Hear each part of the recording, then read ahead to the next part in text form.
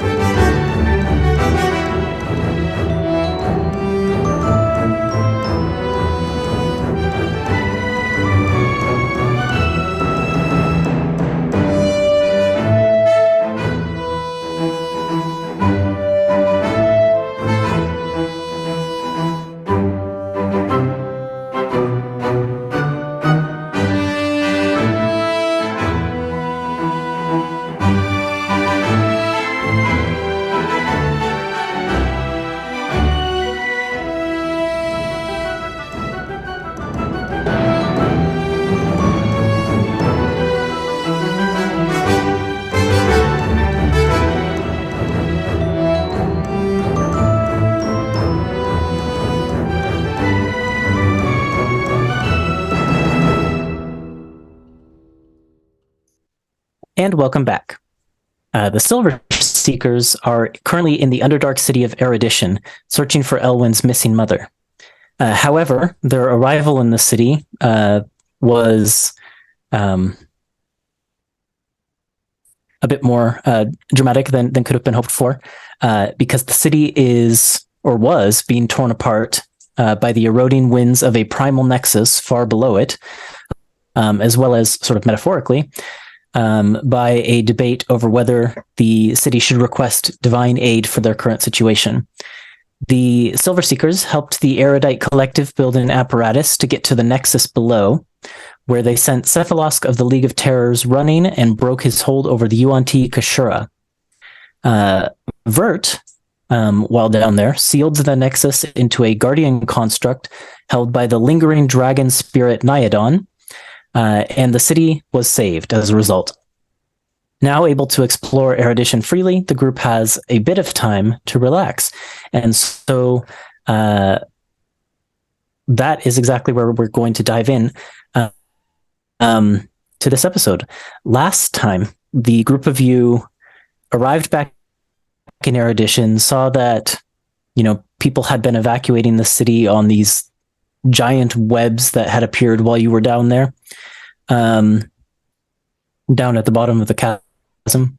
But too tired to pretty much deal with any of that, the group of you found a place to rest at a evacuated inn called the Fancy Flumph, and were told that everything would be taken care of, and you could just, kind of pick things up in the morning when you were feeling rested and well enough to do so. So the group of you wake up in your various rooms, And the rooms, they're comfortable. Everything in this city is kind of built into stone. So there's always that kind of, like stone utilitarian, look to rooms and things like that. But this place is built for comfort. It's in the middle of the, I believe, the Eloquence Spire, which is kind of known for its, fun and nightlife. So definitely like a trendy little inn that you found yourself in. And yeah, I will turn things over to you as I find some music.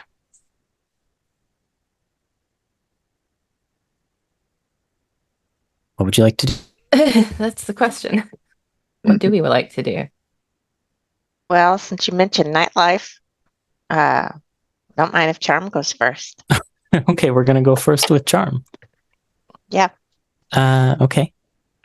So she'll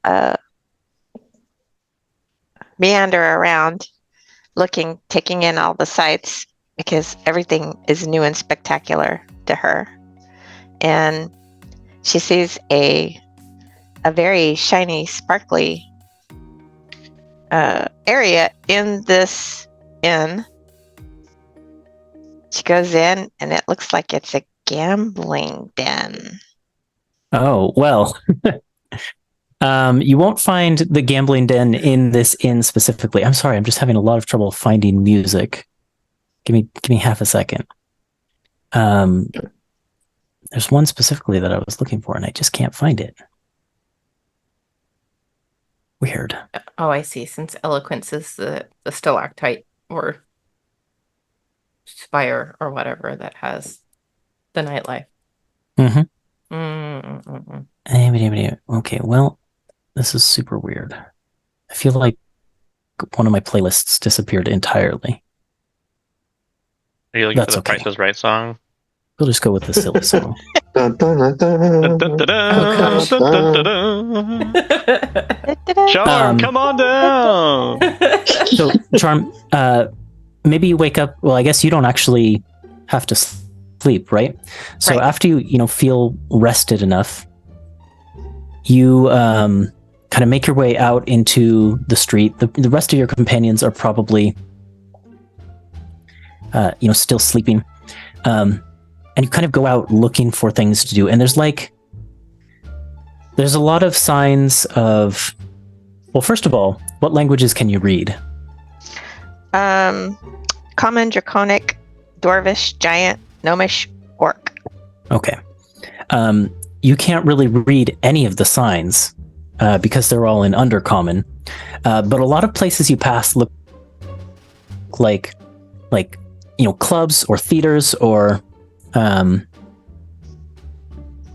that sort of entertainment, like places people could go to drink or dance or watch plays or other sorts of performances. Well, she's feeling pretty lucky. Let's just say that. The thing is, a lot of these places seem to be shut down, so you kind of wander around the spire and you find your path taking you upward because this spire has such verticality to it. There's actually like layers of buildings, right? And so you find your path taking you upward towards what would be kind of where the spire connects to the ceiling of the cavern above. And when you get up there, that's when you start to see signs of activity, because everyone had evacuated for the most part and was kind of still reeling from all the effects of the winds and things like that. But when you get up to the top, you see a probably like a deep gnome, like this gnome with kind of darkish skin, and it kind of gestures over towards you. And by darkish, I mean it's like kind of grayish. Kind of gestures over to you and like motions for you to come closer. So telepathically, she says, "Yes." Oh, now that's interesting. Yeah, the voice comes back into your head. Well, can't help but notice you're kind of wandering around and you don't look like you're from around here. I get that a lot. Yeah, I bet you do. The other thing I can't help but notice is, your coin pouches. Yeah, I have one. Yeah. Mm-hmm. See? Yeah, looks pretty full. Any chance you're looking to, and maybe make a return on your spending? Yeah. What you got? Make a perception check, Charm.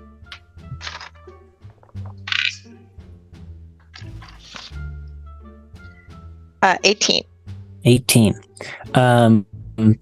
You're getting looks as you talk to this person. You get the sense that they're clearly, offering you a chance to gamble and play games of chance, but people around here don't seem to be. There's a bit of a stigma about this person and what they're offering you. Okay. So shutting him down, I'll look at someone who's given me. Is it like a stank eye or just kind of a raised eyebrow? A little bit of a stink eye. I'll say, "What's up?" Directly to that person. There's like a surprised glance, and they just kind of huff and shuffle away. Oh, fine. I think to myself. Hey, don't mind them. No, listen. This place I work for. Let me find it in my notes. The Lucky Zorn Casino. We got the best odds. We got the biggest payouts. We got copper slot machines. You're gonna make a killing.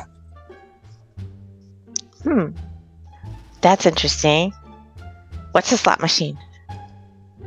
Well, you're gnomish technology. You're gonna love it.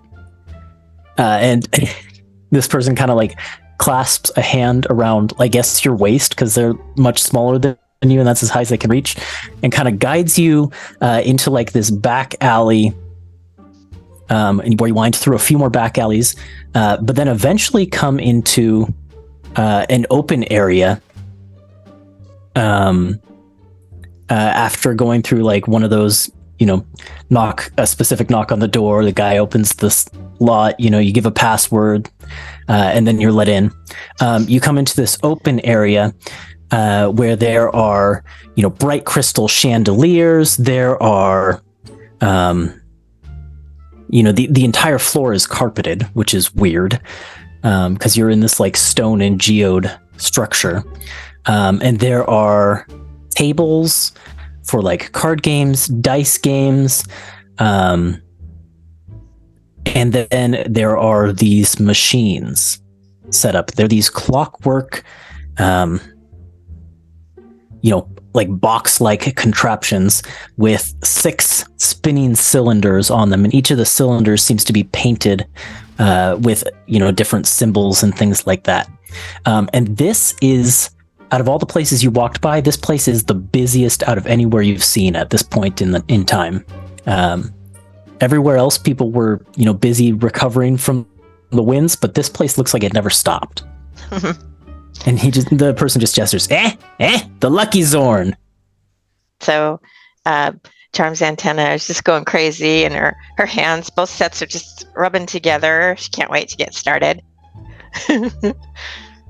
So, what do I use for tokens? You got any copper coins? She pulls out.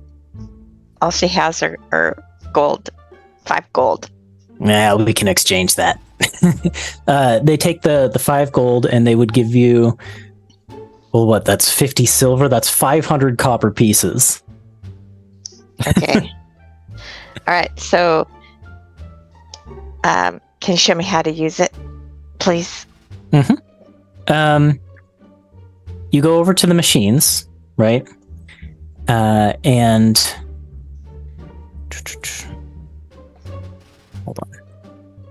There it is. There's my description.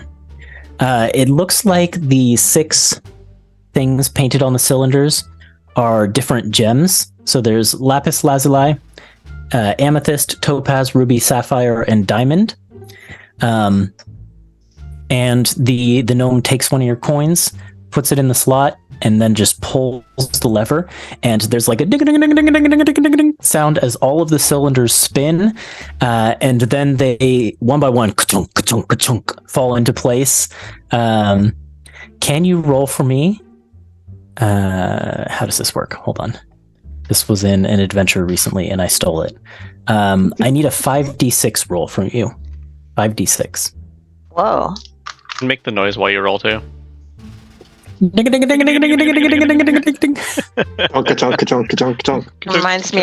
Reminds me of Mara days. Okay, I got 2 6s, 2 4s, and a 2.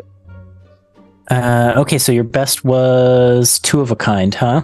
Mm-hmm. The results line up, and it looks like you didn't get too many matches, and the machine kind of makes like a wah wah kind of like tuba sound, and the gnome just goes, rough luck, but you can put in up to 10 coins and go as many times as you want.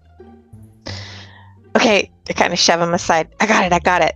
And she's going to sit between 2 machines, and she's going to play 2 at once with her hands. With all 4 arms. Just going jun jun jun jun jun jun jun. How many copper coins total do you want to spend here? Oh, I'll spend all of it. All of it? All 500? Yeah, I'll go for all of it. I got all night, man. I got Wait, all 500, night. so just 5 gold? That's all yours? That's it? Yeah. Okay. It's a lot of money. If I run out, Or... yeah, we'll see what happens. Okay. Let's Maybe roll I'll- this maybe as I'll just... We'll do this as one slots roll. And we'll just see how it goes. So that's another 5d6. Okay. A 5, 2 4s, a 1, and a 2. Oh. Wah, wah, wah. Yeah, Charm, you come up empty on the slots, unfortunately. You win some, you lose some, but eventually you find yourself out of all those copper coins. But yeah, you look around and you see that they have, other card tables and dice tables and things like that. Okay, so we don't have to spend a long time on this, but she's going to try them all. She rips off another patch off her cloak, and she's got 2 bags of 100 gold each. Oh, snap. Okay. So, Charm, you're probably going to spend like a good portion of your a week here. I feel like your time in Erudition, you're going to spend a good amount of time here with that much money. Mm-hmm. So we'll do this part as per the gambling downtime, which basically requires you to stake up to a maximum of 100 gold or 1,000 gold pieces. So you said 200? Well, I for the first part of the week, I only want to do 100 though. Okay. Well, let's just do it all as one. So total of 2. All right. Mm-hmm. Okay. And then you need to make 3 checks, which I will generate a DC for, apparently. That's how this works. So the first one is a Wisdom Insight. Okay. 17 plus. It's just a check. Insight. Where are you? Plus 3, so that's a dirty 20. Okay, you passed that one. And these checks basically represent you, gaming the table, reading your opponents, bluffing your opponents, that sort of thing.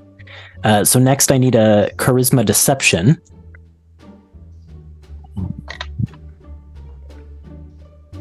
That's a 10. Charisma. So it's only a 9. Oh.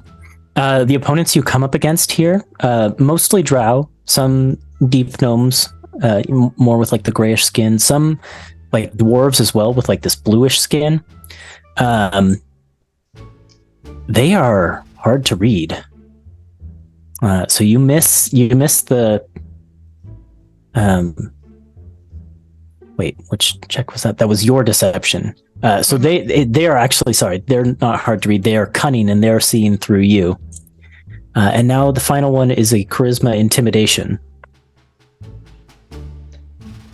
Okay, let's get a different die. 12 plus -1 for charisma, so that's an 11. You're lucky that I rolled really low on the DC. That's a pass. So with 2 successes, over the course of the time that you spend here gambling, you gain the amount you bet plus half more again. So I've got 300 now. Yes. Yes. So you, more than on the copper slots, you kind of clean up with the opponents, maybe like using some of your psionic abilities to like read and push them a little. What's the winning sound for the slot machine that she hears? Ding, ding, Oh ding, yeah. ding, ding, ding, ding, ding, At, ding, ding, at some point, clunk, clunk, clunk, clunk, clunk, clunk, clunk, the coins come out. Clunk, clunk, clunk, clunk, clunk, clunk, clunk, clunk, clunk, clunk. Thank you for that. and you look over when that happens and you see just one of those mushroom people just like holding a big bag under the payout slot, just like But they're filling not it like with little plastic coins. buckets. Nope. It's just like a big burlap bag it's holding under it. And it just kind of turns around with like this big grin on its face and kind of looks at like everyone when it gets its big payout. Yeah, so I think Charm would have tried, craps with her 4 arms, and she would have done like, if she found the 21 table, she would have done 2 hands at once, on and on and on, just like that. That's how she was able to win, I think. Just it's a numbers game, doing more than anyone else. Yeah. Okay. Okay. I love it. Okay, so that's how Charm, goes from waking up in the inn to spending a lot of her time over the course of the week. And anyone else, if you want to wrap Charm into your scenes later as we go on, feel free. There would have been time for that. Who wants to do something next? Embers, if you're planning to head over to Fortitude, I'd like to go with you if that's okay. Yeah, I was going to ask Kishara along. I think we both want to check out what's going on in the temple there. I've got a letter to send first, though. Okay. Go ahead. Let me know when you're heading over. Okay. I guess I'll go next then. Okay. It's not hard to find a place to send a letter, even though, like I said, things are kind of still in disorder when you first kind of step out into Erudition. There's no like Stration messenger service here. But what they do have are little courier posts where you can drop off letters and basically have them run interstalactite deliveries. The person, probably a free service. I'd say it's a free service. So, okay. Yeah, you had a letter for, was it? Advocate Seer. Right. The person who is probably like a teenage drow who takes your letter and kind of like looks at the addressee on there. You get a little bit of a funny look, but they take it. And do you speak Undercommon at all? Not at all. They say something to you in Undercommon, which sounds like a reassurance that they've got it from here.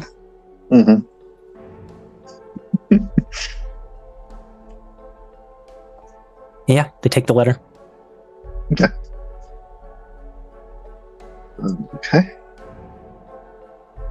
This was the one that I composed at some point. I think when we were in the labs. Yeah, I think you sent it to me, but I can't Yeah, I've got it. Struggling If to you want me find to, it. if you want Yeah, me to read it, I will. Do you want to read it? Yeah, this time I will read it instead of making you Okay. do it. And I apologize because this is a long letter, so I'm going to take a few minutes to read this. Let's see. Letter to Advocate Sincere. I enjoyed watching you speak at the public forum. I had submitted my own testimony, which was read aloud. Between writing that and writing this, I have learned a great deal about Erudition and its culture. Much of this I learned from your spirited oratory. The back and forth between you and Advocate DeVere caused me to examine my own feelings on faith and deities.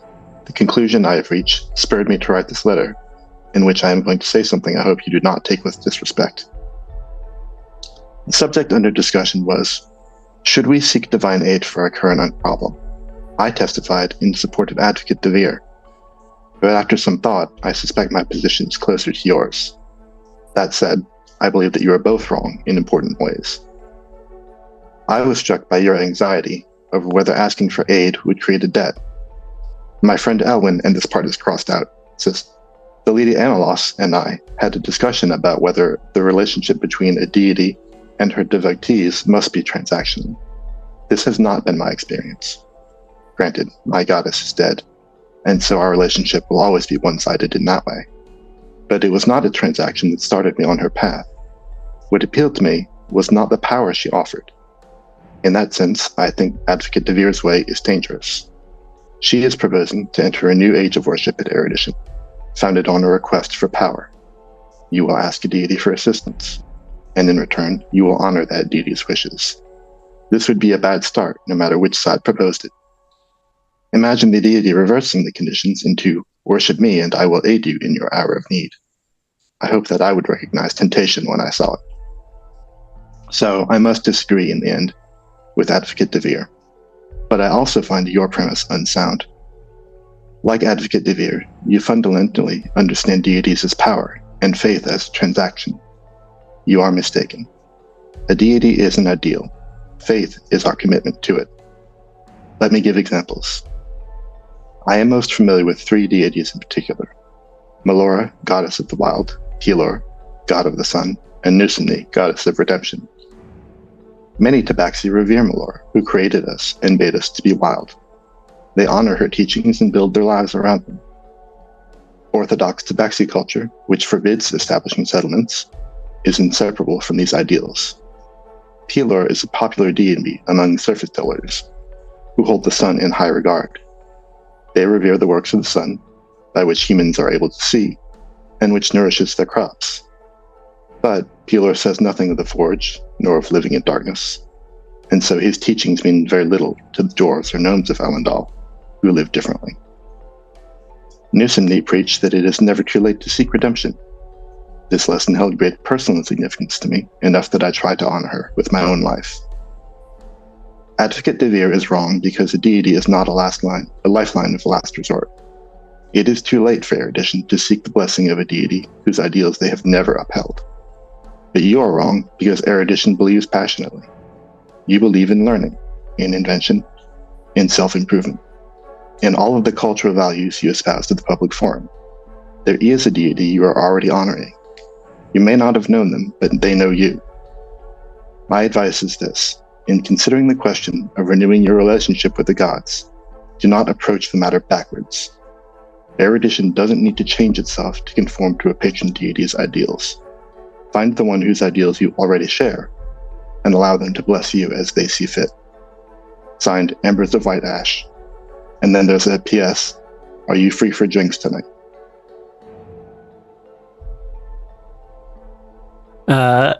Yeah. You get that sent off, and presumably you'll get a response at some point. You probably would have had to leave like a returning address, but Yeah, I think I would have left like the friendly fonts. yeah, that's easy enough.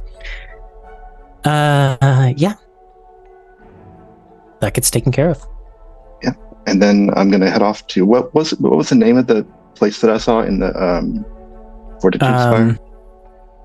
It's frequently just called the Gymnasium, but it has a full name. It's the Adranzalvir Gymnasium. Okay. Yeah, I'll find Kashura and Elwyn and say, "Hey, I'm headed over to the gymnasium. If either of you want to come." Yes, please. Kashura would not be in the same place as Elwyn. Not at all. Okay. Where is Kashura? Is she staying in the Friendly Flump, or where is she? Yeah, she is in the Fancy Flump, but she has her own room and she has not been leaving it. Okay. On her Then own. I'll go to her first. Okay. Yeah, you knock on the door and it opens just like a crack, and you can kind of see her like snake-like green eye, peek out at you just a little bit, and then you hear the sound of the chain latch being undone, and the door swings open, and she lets you in, and she doesn't really have like a change of clothes, so she's still in kind of like her battle wear that she was in before, but she kind of gestures for you to come in. And says, "Oh no, I was actually coming to invite you if you wanted to. There's a gym around here that I was interested in, and I wondered if you wanted to join me." She kind of her posture relaxes a bit when you say that. Like you didn't realize it before, but she would kind of had a tense posture. And she gives you this kind of "are you dumb" look. And she's like, I don't have a better word for it. That's the look she gives you. And she says, "You really think it's a good idea for me to go out in this city that I almost destroyed?" No one here knows that. I guess that's true, but still, if they knew, how would they feel about me being among them? Surely that's not okay. They won't know. I'm extremely good at keeping secrets.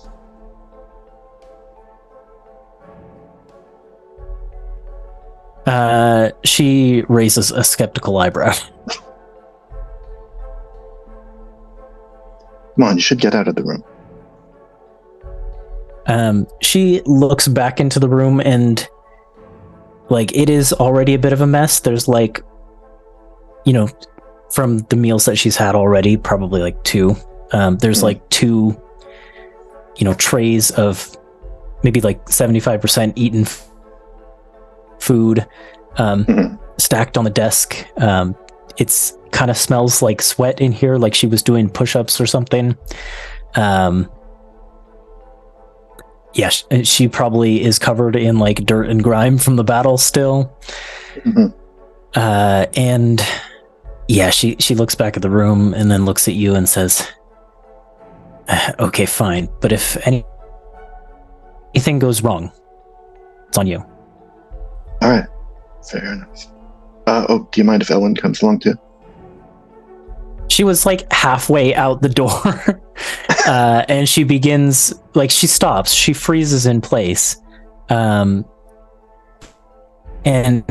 kind of gives you again the "are you stupid" look and says, "Okay, now there's a bad idea." What? Why?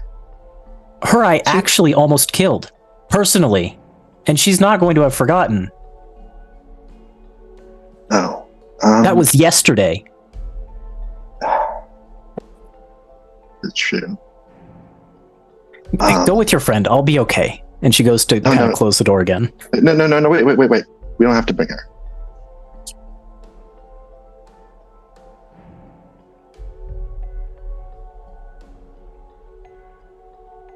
Yeah. She reluctantly... she looks back at the door, she looks back at you, and she reluctantly closes the door and goes to follow you. Sorry, Ellen. All right, then we'll head off to the gym. Okay. To be fair, you'll probably spend, I suppose, more than one day here. So there'll be other opportunity to go with Elwyn, I'm sure.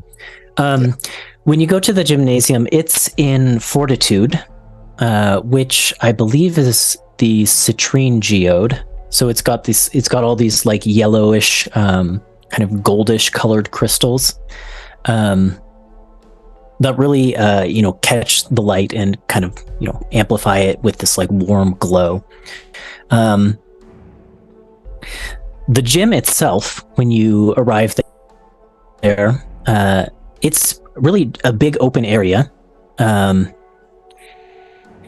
But it is filled with all kinds of equipment and kind of like different areas. Like there is what looks to be a running track that there are people running around. There are areas of like weightlifting equipment for, building strength. There are areas of equipment that look like, there's people like stretching there or doing fantasy equivalent of like yoga, like working on flexibility and things like that. There are areas where people are like sparring with training weapons. This just basically looks like a zone that is dedicated to pursuing physical excellence, and pretty much everyone who's here using the facilities looks like they're very practiced at whatever they're doing, whether it's running, whether it's the stretches and things like that. This looks like a way of life for people here. And looking over all of it from kind of a high place within the chamber is a statue carved from the rock and the citrine geode of a masked woman with a sword raised high, kind of like a hand and a half sword raised high over her head. And she just kind of looks down over the facilities as if she's watching over it. I think Ambrose will just like nudge Gisher and say, that statue. I think that's what Ellen wanted to see. It's that. Yeah. Cool. It's a masked lady. That's Ellen's deity. Oh, well, I've never heard of her, but yeah, I mean, good for Elwyn, I guess. Mm-hmm. I thought these people didn't worship deities. Well, I think that might be changing, but it's a fair question. Do you want to ask about it? You can ask. Okay. What do you want to do here? She looks around, at the various things that are going on, and her eyes land on the people who are stretching, and she says, I've been cramped in my room. I think I'll do some stretching. Sounds good. You can come if you want, or there's other stuff. Yeah, I'll give it a try. Okay. The two of you go over, and I mean, the two of you are practiced monks, both very agile. So even though these people here going through these various stretches and very strenuous poses look like they're very fit, the two of you kind of move through the stances and poses and stretches with more grace and fluidity than really any of them. And you can do that for quite a bit of time. You just kind of, it's really easy to get absorbed in it, and people just kind of drop off when they're done with their routine, or join in when they're ready to start. They come and go, but eventually, as you're going through this, you notice someone you recognize comes in and kind of goes for the sparring area. You recognize the short, stocky build of what was his name? I know the guy you're talking about. Yes. Let's say it was like Theron or something like that. Theron Myzik? Yes. The captain of the Stoic Sentinels? Theron Myzik. Yeah. Comes in and kind of does like a hand clasp chest bump type thing with a couple of the other guys who are over there at like the sparring section, and then he seems to be about to slot into that routine. Yeah, I think I'll go over there and start with Theron. Oh yeah, surely. Okay. When he sees you coming, and Kashura, I think, probably stops stretching to watch what you're going to do, but doesn't go over with you. She probably, there's like a rest area where there's like water and stuff, and she goes over there and like gets some water and like kind of towels off some of the sweat with a wet towel.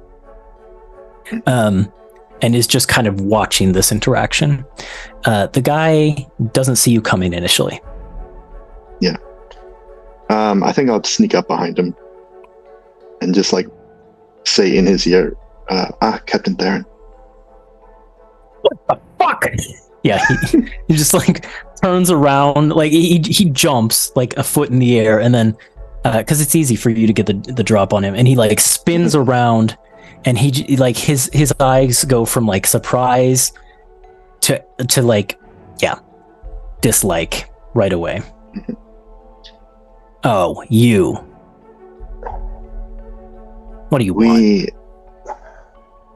Last time I saw you, we had an unfair fight in which I sucker punched you, and I wondered if you wanted to have a fairer match here. Yeah, you did sucker punch me. Honestly, it still hurts a little bit. He kind of like, yeah, he like lifts up his shirt a little bit, and you can see that there's a bruise left where you hit him. Fair fight, huh? You want to spar? Is that what you're saying? Yes. All right, I'm game. And he kind of like rolls his shoulders. Yeah.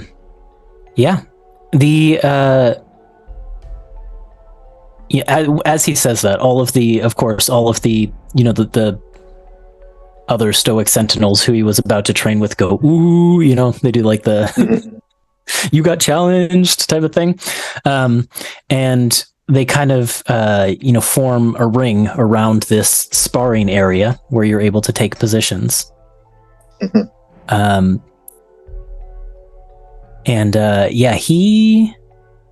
What is he accustomed to wielding? He's used to wielding a scimitar, so he gets kind of like a wooden practice scimitar. They've got like bins of different, practice weapons and things like that. He gets that, and he kind of like rolls his shoulders and steps into the ring. And he throws off his shirt, and he is, for his short, stocky build, he's well muscled.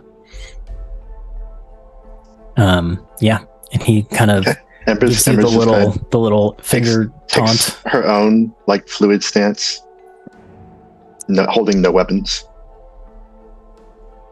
Well, let's do this then. And yeah, someone on the side of the ring says, "Fight!" And the two of you commence your fight. How do you want to approach this? Hold on, change the music. I think I'm trying to approach this. I don't really care if I win or lose, but I want to make, I guess, an insight check because I'm trying to learn how he fights. Okay. Yeah, roll an insight check. Before you roll, Okay. I want to give Nick inspiration for making Ethan say fuck on camera. Fair enough. I can swear in NPC voice and not feel bad. It's a very rare occurrence. Yep. Okay, insight check. That's 8. Okay. I rolled a natural 20 for his charisma check. He's not like trained in deception or anything like that. But he kind of is approaching this fight a little bit cautiously. Like he's trying to suss you out as you're trying to suss him out. And so the initial blows are very kind of like tentative, and maybe you get one on him and he gets one on you, but they're not hard blows at all. Like it was like each one is more of a touch, right? Just trying to figure each other out. Okay. And the guys from the side of the ring just go, "Boo! Get on with it!" I want to look over I know he's got his boys. Why don't I look over at Kishira? Mhm. What is she hoping to see here? What is she hoping to see here? Roll another insight check for her. Sure. Okay. Even worse. It's 7. Did you use your inspiration? I didn't. I will. Thank you for reminding me of that. Now that's a 10. I'm rolling bad tonight on everything, y'all. Well, I rolled a 4 on the dice. Okay. So you look over to Kashira and you kind of catch her eye, and she just gives you like the nod. Mm-hmm. You gather that she doesn't think much of this person, and all right, then she would like to see you school him. Personally. All right, I'm gonna start styling on this guy then. Okay. I presume you're going to approach this with your monkly flair. Mm-hmm. Let's just have like an acrobatics check then. Okay.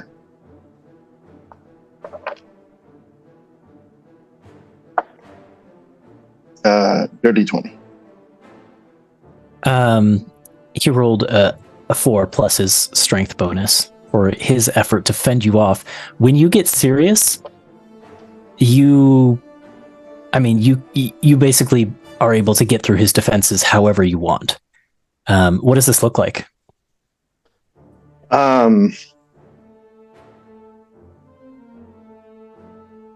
It's like, it's not a beatdown.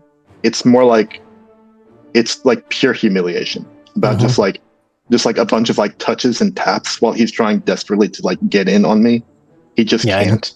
He's getting more and more frustrated. This is a cat playing with a mouse. Mm-hmm. And it's interesting because you, from this exchange, you gather that like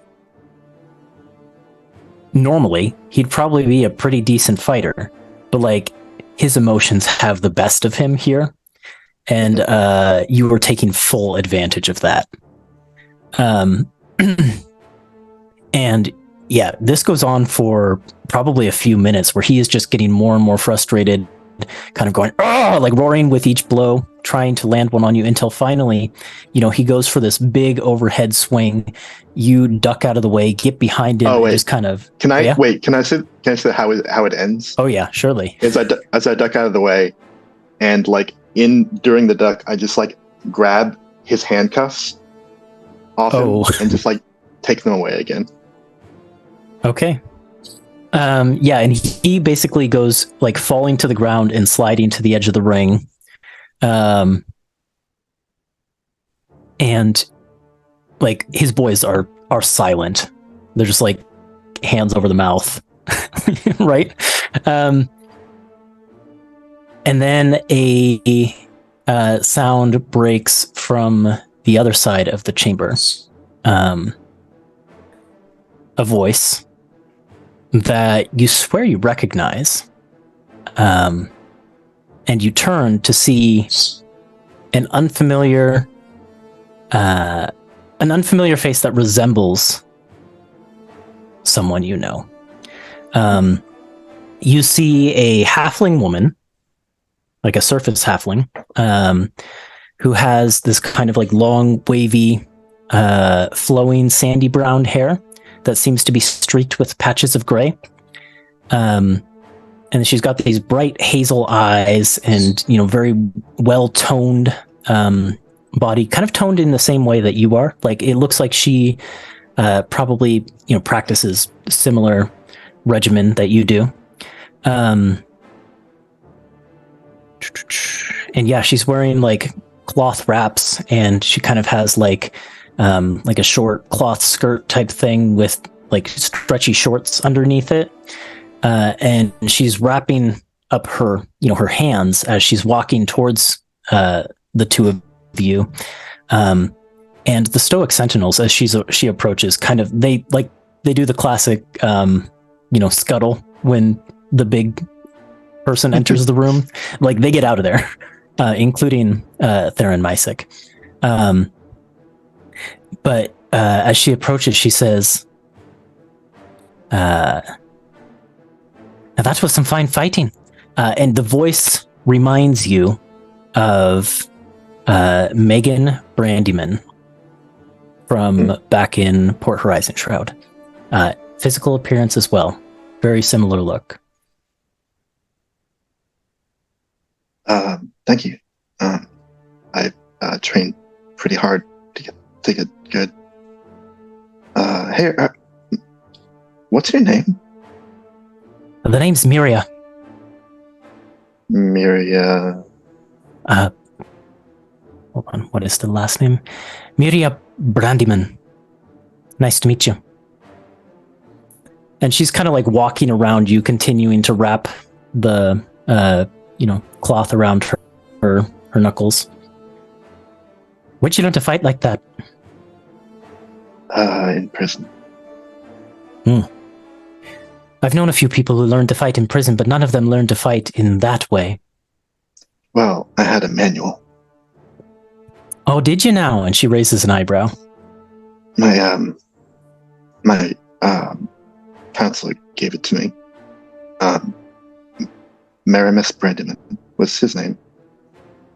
Yeah, her eyes go wide at the mention. And she goes,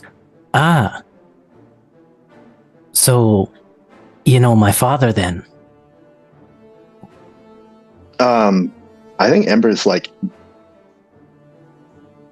maybe just kneels in front of her. Says, and just stop that. Get up. I owe your father everything. Well, he's a good man. You know, one of the best.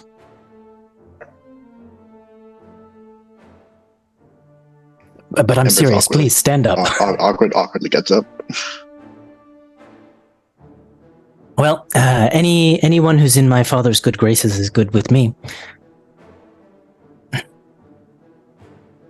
I be honest with you? Please. You fought well, but you've got room for improvement. And yes. she kind of comes over to you and moves your hands up into a fighting posture, and kind of begins kind of like a circling, not really a fight, but kind of like a form with you, where you're both kind of like acting and reacting together. And she just says, "I was watching, and you've got some hang-ups emotionally. I could tell. There was a desire to not just beat him, not just win. There was more there. I could tell. Some anger, unresolved frustrations. Pride. Yeah, she nods. And she kind of like reverses the direction of the form that you're taking. That sort of thing stems from other and more dangerous negative emotions. Fear, that sort of thing. And these negative emotions, and she kind of like keeps turning the dance, they clog the channels of energy within your body. Your energy in your body, your life, that's light. And when you clog the pathways, you create shadows. And she kind of, she begins to kind of give you instructions and things like that. And all of it sounds very familiar.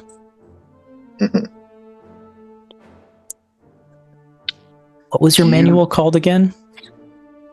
I have forgotten long ago. I'd have to look it up. Do you have the information? You probably have it closer to hand than I do. I do. Yeah, it's Miria's Martial Arts Primer and Miria's Manual of Intermediate Martial Arts are your two manuals. And this is Miria. Oh, okay. I studied your work, I think. But I don't remember some of this in it. Well, I never did finish writing my advanced manual, did I? No. This is stuff that I've learned since I settled here. I left behind a life that wasn't working for me. I found a place where I fit. Is it all right if I train with you? Yeah, she nods and says, but I won't make it easy. Though I can guarantee when I'm done with you, you'll be a fitter fighter than ever. And yeah.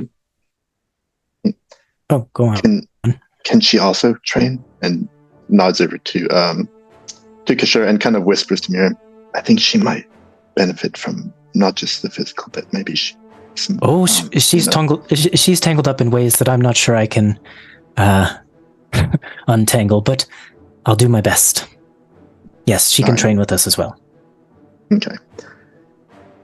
Yeah, and I think that I am going to spend the next few days training, and it's like that night.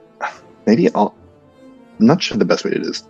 I think at some point during a rest, I would definitely ask Miria if she could have a word with Ellen, if she could go back to the friendly flump, because I feel like just convey that Ellen is curious about the masked lady and that statue, but doesn't necessarily need to train here to find that out. She just wants some answers about that.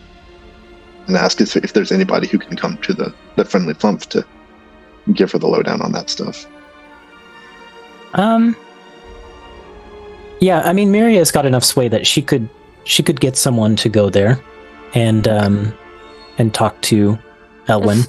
To cut in, like, Embers, you would know from talking to Ellen that Ellen wanted to see the statue in person. That's why she wanted to go. Yeah, so, yeah. Okay, yeah. So, well, I mean, at some point, we have to get Embers here, despite Gishura's reservations. Yeah. Well, I mean, like I said, you're going to be here for a little bit, so there's plenty of time in there where, you could find time to bring Elwyn here. Okay. Well, and I don't even have to go with you. It was just an offer. Yeah. So, if I find out you're going without me, then whatever. Yeah, I think Embers would be like very apologetic that night. When I went to the thing, it's going to be a problem for you to come with me, but it's interesting. What do you mean it's going to be a problem? You should maybe talk to Kashura about this stuff, because she's, I think, feeling pretty guilty about the way she beat you up. Well, she has no reason to feel guilty. She was just doing what she was told to do. That's what I've tried to tell her several times, but I think it's one of those things where it's like, I think she's angry at herself or something. Yeah, I know transitions like this can be difficult, so if you think it'll help, I can talk to her. I think that you will do a better job than I will. I'm not sure she wants anything to do with me, but I'll talk to her. All right, thanks. And if I'm a third wheel or something, I can What? I can find my own way over there. What are you talking about? Well, No. What? Look, I'm not trying to presume anything, but I know that you have a certain affinity with her, and you're into the same things, and I'm absolutely not a part of that. So I don't want to intrude on something if you're feeling a vibe or something. Embers is sweating. You can't tell, though. Tell when a cat is sweating. Yeah. Look, it's fine, and I won't mention anything to Charm or anything. That's your business, but I just want to give you privacy if that's what you want. Plus, I wouldn't want to be training with y'all. I'm not really that kind of fighter, so. Embers has no idea what to say here. Yep. Well, the last thing I'll say before we kind of move on from Embers, over the course of your time here, however long you guys stay in Erudition, the training with Miria isn't all, just moving through forms nicely. There's grueling aspects to it where, like, she is delving into, like, all of the negative emotions that you are holding on to, your hang-ups about, authority, like the Wardens or the Stoic Sentinels, your deepest fears, and so I guess my question: would you confide during these sessions about what Ember's fears? Would that come up? Yeah, I think so. I think it's come up at least a little bit because we're in the Underdark. And it's not as bad here, but I think that it would, Embers has been a little bit on edge about it ever since we arrived. Just talking about darkness and the way Embers' constant fear that like her dark vision is going to fail at some point and she'll be locked again in complete darkness like that one day. There's one part of your training where you're kind of dealing with, the things that you fear. And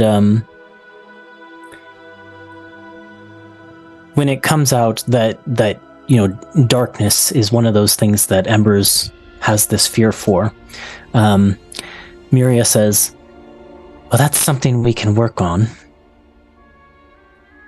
We're going to do a little exercise. I just want you to sit and meditate.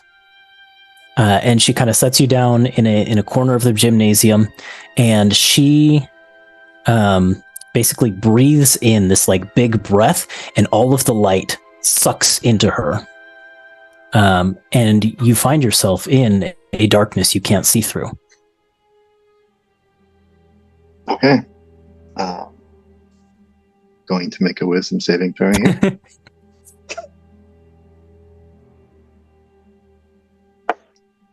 It's terrible, as all my rolls have been tonight. 7. What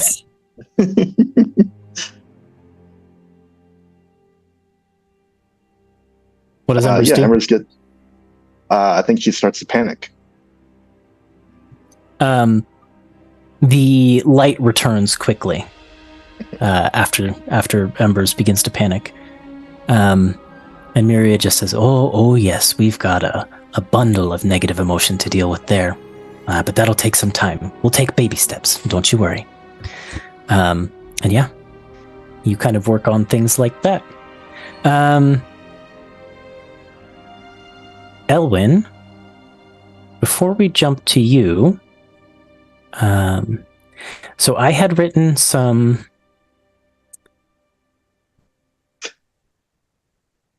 kind of scenes, that the rest of this group here is not really a part of, to kind of interject into tonight's episode for our season finale. So I would like to do one of those really quick. Somewhere out there in an unknown location, out of view from the Silver Seekers, is a room. It's a dark circular room with a few dim lights, lines of white light that kind of run around its perimeter. And there are 6 dark alcoves surrounding the room, which begin to light up as 2 figures stride into the center of the circle. The 2 figures who stand in the center are Ilsish and Cephalosk, the Yuan-Ti with the lower half body of a snake, who seemingly has taken over Kashura's position in the League, and the Mind Flayer who you recently sent packing from the Wind Nexus. Both of them stand tall in the center of the room. Cephalosk, of course, has the one tentacle kind of coiled around his neck. The lights in the alcoves start to light up one by one. First, one of them lights up with kind of a sickly green color, and a voice booms from that alcove and says, "Back so soon, Cephalosk. I hope that means you have good news for us." To which Cephalosk replies, "Yes and no. I was unable to fully unleash the Wind Nexus before Kashura's Silver Seekers arrived, but I learned what I needed to, and I set our other plan into motion. There's a bit of a rumbling of acknowledgement from the other alcoves, which are lit up. 3 of the alcoves are dark, 3 of the 6. But there's one that's lit up kind of with a reddish light. There's the one that's lit up with the greenish light, and there's one that's lit up with a very black light. And that's the one that speaks next. It just says, good. I see that she is not there with you. Well, now, I suppose that means a heavy burden falls to you, Ilsish. And Ilsish drops to his knees in kind of like a subservient posture and says, I will not fail you, decayed death. Cephalosk, however, kind of looks down at him with a little bit of derision in his kneeled posture and kind of clicks his maw of teeth before saying, enough of your boasting, Ilsish. You'll soon have opportunity to prove yourself. For now, leave us. I have an important matter to discuss with these 3. Ilsish stands up, or rises, I guess, since I don't know how you stand when you've got the lower body of a snake. Anyways, kind of rises from the bowed position and kind of quietly backs out of the room, taking his leave. The green alcove then lights up and says, you wish to know the results of our efforts, I take it. Unfortunately, things did not transpire quite as we had hoped. The so-called Emperor has refused our offer. The black light alcove laughs. His exact words were, this world belongs to me and me alone. You craven lizards lost your right to it when you fled. And Cephalosk shakes his head before replying, so he wants a war, does he? Very well, a war he shall have. And the red alcove, the one that has not spoken in this conversation, pulses with dangerous anticipation as if aflame. And we'll leave that scene. Who wants to go next? Was it Elwyn? Kay's shaking her head. All right.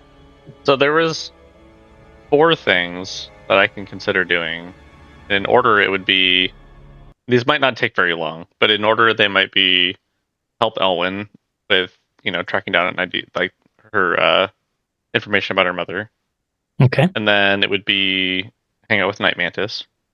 Okay. Because we have some time to relax. We've never actually done that before. And then it would be like a How to Train Your Dragon scene with Nyadon.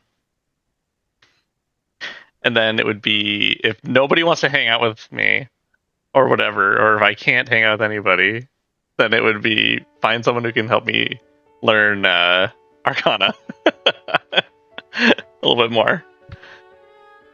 Or training in Arcana, I guess, would be the downtime. You could probably find training in Arcana in the university, or with the Erudite Collective. There's not really like any wizards or anything like that, but they have access to old materials and arcane knowledge, right, that you could take advantage of. Sure. I can't speak for whether Elwyn will take you along on her journey to find info about her mother. But Night Mantis is certainly willing to hang out with you, and you do get the sense that Nihidon wants to talk. So tackle those however you want. You can tag along on 1 or 2 of my things if you want to do everything. Yeah, sure. What should we do first? Whichever way you want to do it. Any order. Do your individual things first, and then we can transition to my stuff. Go in the order then. I guess we'll hang out with Night Mantis first. Okay. What do you want to do with Night Mantis? What do you suggest? So this is kind of silly, but is there like a traveler's brochure thing for this place, like an equivalent that it's like if you're like for sightseeing or like maybe not sightseeing is the wrong thing, 'cause it's not like a tourist attraction, but like what's this place famous for, right? Right. That sounds like it's running into Charms thing. Roll a survival check. Can Night Mantis also roll a survival check? We're going to use your survival check for this. Crap. Okay. You can take advantage, though. Okay. Okay. Yeah. I need it. Here we go. All right. Oops, sorry, Charles. I just dropped a dice on your head. Oh, Charles. Pretty good. That's an 18 on the dice plus 2, so dirty 20. Okay. You find out quickly that Erudition doesn't get a lot of tourism. Right. Yeah. Not surprising. So there's no like travel agencies or any place like that you can go to get, like official information. But you find a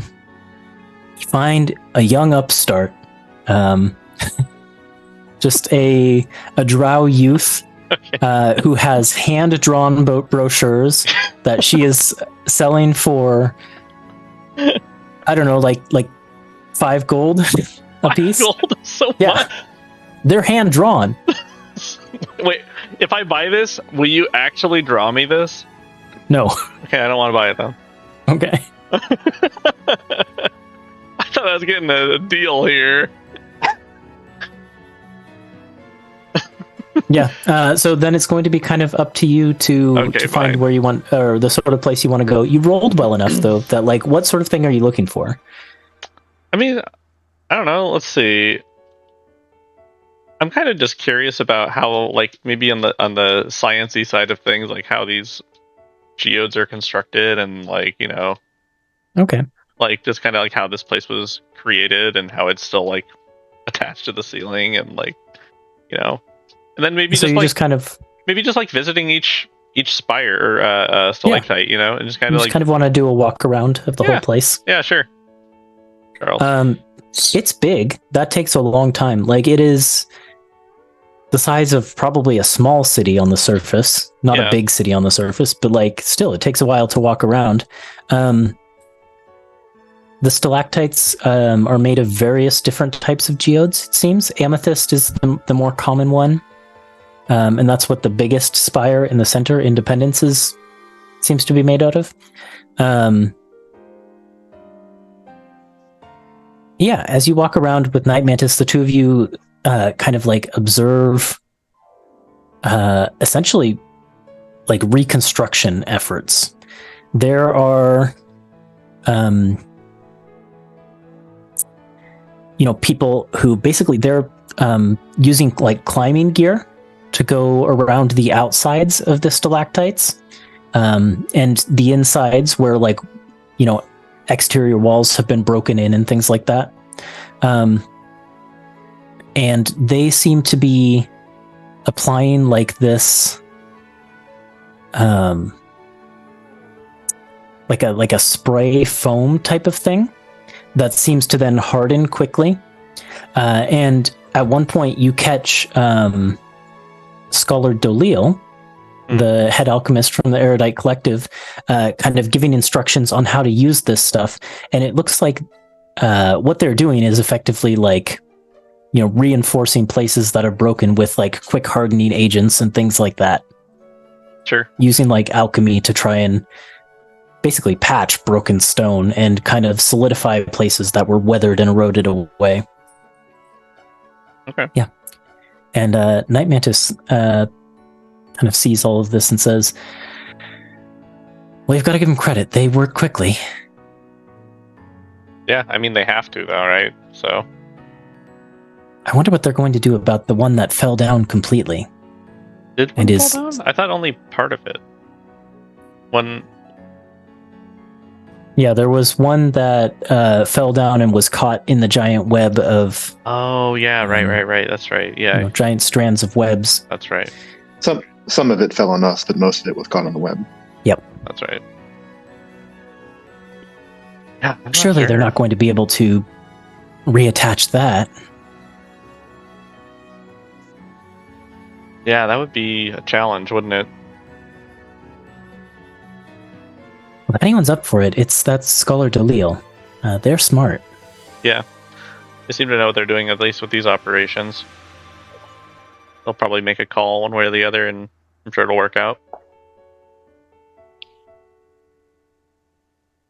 And the two of you can kind of have a nice walk around. What sort of things do you talk about? Yeah, Other I guess, than the sort of reconstruction efforts. yeah, and like the things that we see and stuff like that. I think, you know, the only maybe serious conversation that Bert wanted to have is like, you know, kind of like a what's next for you conversation with Night Mantis, and kind of just getting like a kind of a temperature of, you know, is she gonna go back and do something else? Does she want, you know, Vert's help with something? Yeah. Or like, she kind of finds a place where the two of you can stop and sit for a little bit to talk. And she says, listen,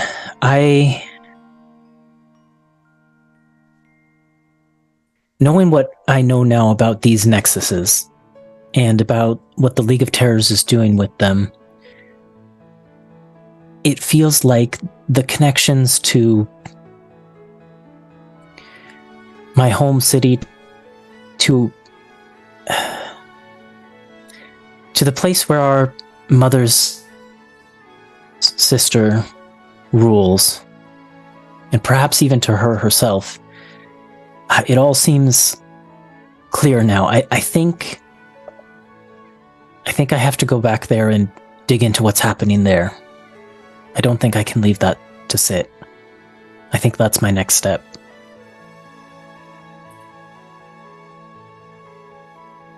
yeah, I wish I could help you, but I need to also handle some things myself too. You know, like rescuing my father. Yeah, she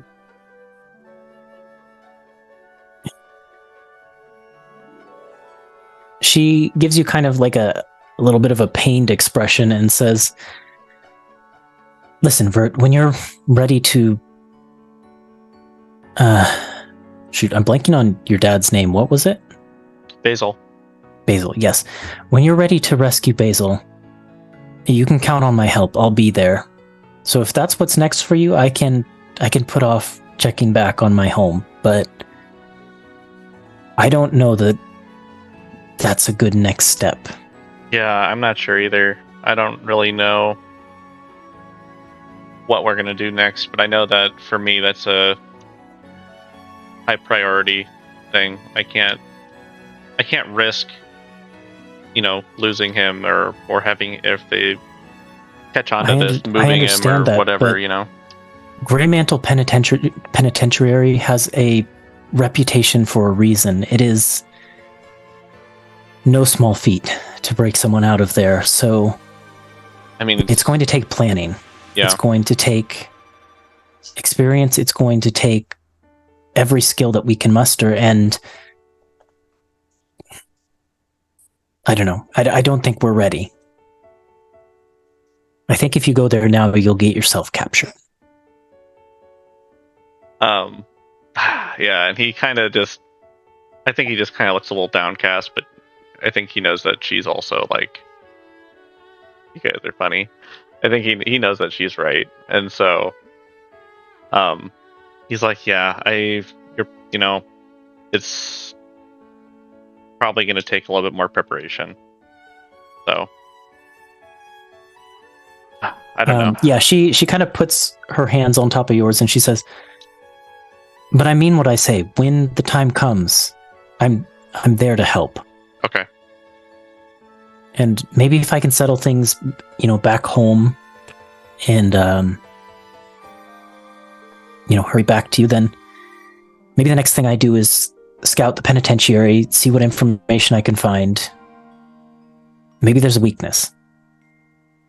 Yeah. Well, also maybe if you're gonna go back, maybe we find a way to still stay in touch. I'd like that. Yeah. 'Cause I know that we could have bought the I think Nadia has sending stones, right? Mhm. Yeah. So, yeah, maybe we can go back to that magic shop before you depart and buy a pair of those sending stones, and then maybe that'll be good enough. Okay. Sounds like a plan. And she gives you a smile. Yeah. All right.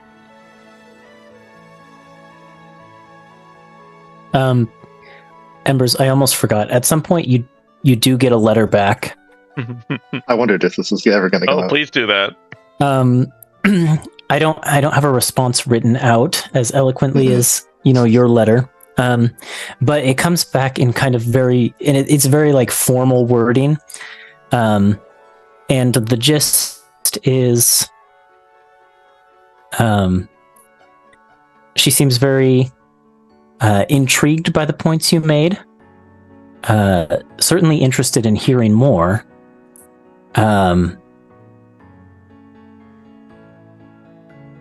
She offers, a few kind of developments of the points you made, a couple counterpoints that I don't have off the top of my head. A very, very scholarly response. And then it's signed Scholar to Seer, not Advocate to Seer. And Scholar is like underlined. And it's written on like stationery from the university. It's like the official university letterhead or whatever. But at the bottom it says, P.S. I don't drink, but I enjoy tea.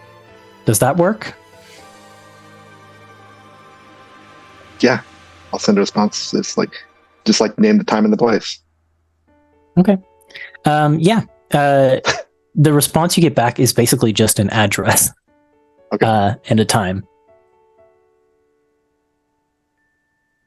And we can play it out or we can not, but I'll leave that up to you. I will let someone else go first. Okay. I feel like I've taken up a lot of time in this session. Don't let me forget though. I won't. Okay. Bert, was there something else? There was Nyadon? Yeah. Yes, Nyadon.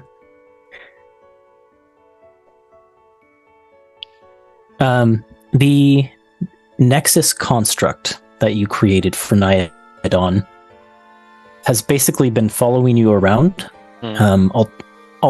alternating between walking on, metallically hinged legs, and occasionally, like, the runes on it will glow with this, like, yellow-white light, and it will beat its wings, and it will start to fly, seemingly controlling the wind around its wings and things like that to follow you around. Does if anyone from the Erudite Collective sees it, do they get like really like and like excited about it, or like or like coming over like I have a cute dog or something? They're like, tell me about this thing. A word probably makes it back to Kremek. Yeah, okay. And Right, you can imagine that he'd be excited about it, but okay. Yep. You have no way to talk to that guy. Is he isolated? No, he speaks Undercommon, so Vert could talk to him. Yeah, I can talk to him. Oh wait, you know Undercommon? Yeah. Yeah, he's never told the rest of the party that he knows how to speak Undercommon, little dick, but he can speak Undercommon. Yeah. Yeah, I mean, if eventually, Kramek wants to, or not Kramek, what's his name? Kremek. Is it Kramek? Okay, yeah. Mm-hmm. So if he wants to talk to me, that's fine. Yeah. For us. Yeah. He probably shows up at the Fancy Flump one night and just wants to examine the construct. Yeah. Yeah. So we can like that's it. Yeah. So we can takes measurements, nerd out over Nyadon. And Nyadon in your mind just goes the entire time. Yeah. I hate this. Just bear with it. I am a weapon for vengeance. Not some toy. If it wasn't for him, we never would have gotten this. That's true. Yeah. At least give him this, Yeah, go ahead. Sorry. You do find time to talk to Nyadon, though. Okay.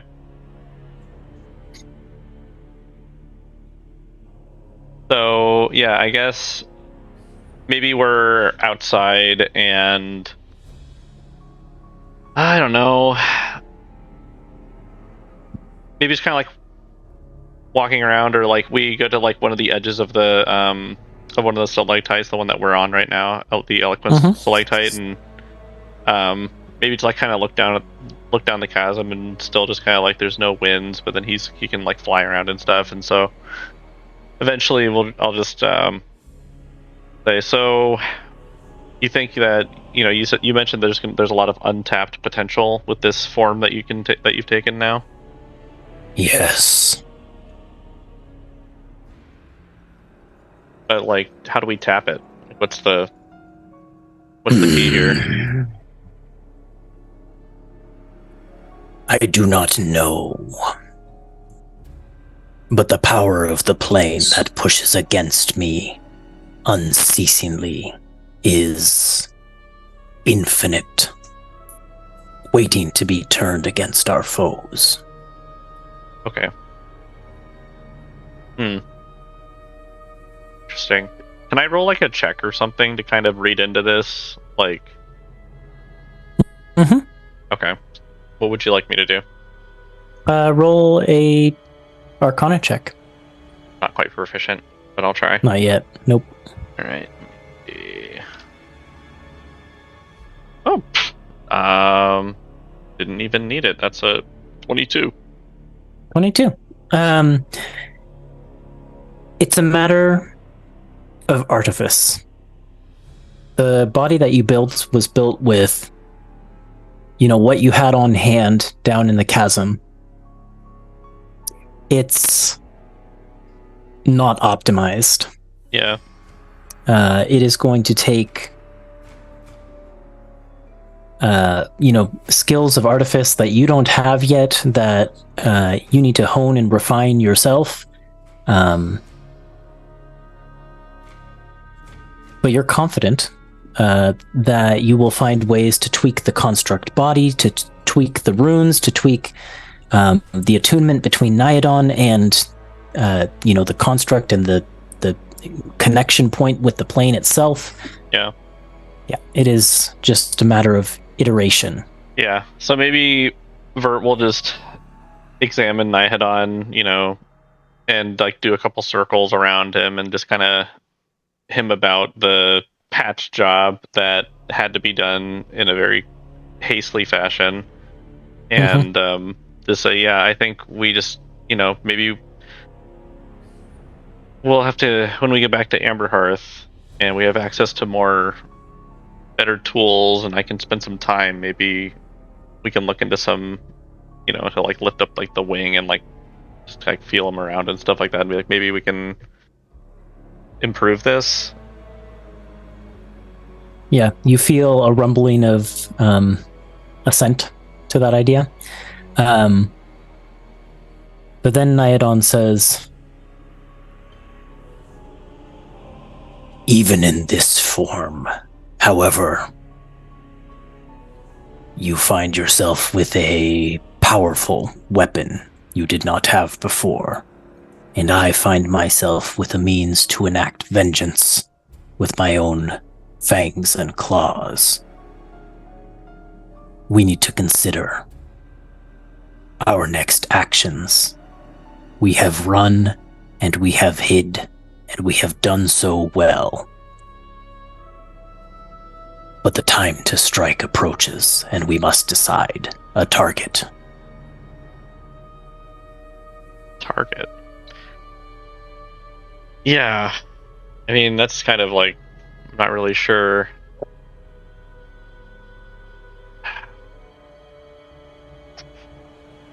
Well,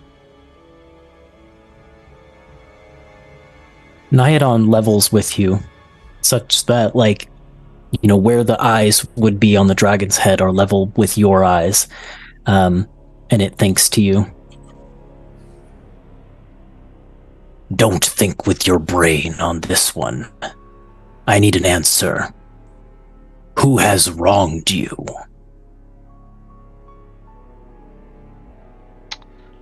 I don't know. I feel like we're thinking about this the wrong way. It's not necessarily a person. We need to, if we're trying to strike at the Emperor, we need to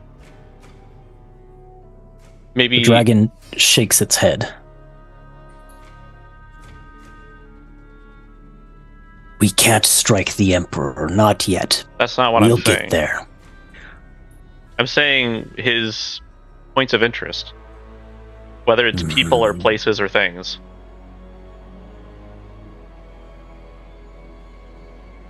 There are people who he employs as tools who have wronged you.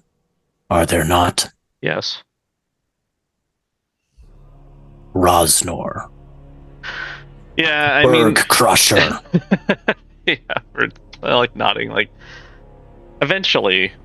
Yeah, I mean, that I know that we're gonna have either a reunion with these folks or something, but I think maybe we bide our time a little bit longer. Maybe we go back to Vogma and see if there's any I don't want to say like relics or artifacts or things that we can use to improve your form further or our collective power further. You feel like his anger push against your mind, and he says, "No, I have waited hundreds of years for a chance to strike." Yeah, and you could just throw it away. We are strong now. We have allies now. We have each other. If you won't strike, perhaps we find like minds, work on gathering forces of our own. Would that suit your liking? I'm not sure. I mean, have we not heard of rebels fighting against the Empire in this very state? It's true. Yeah. We could find them. Okay. You could lead them. Let's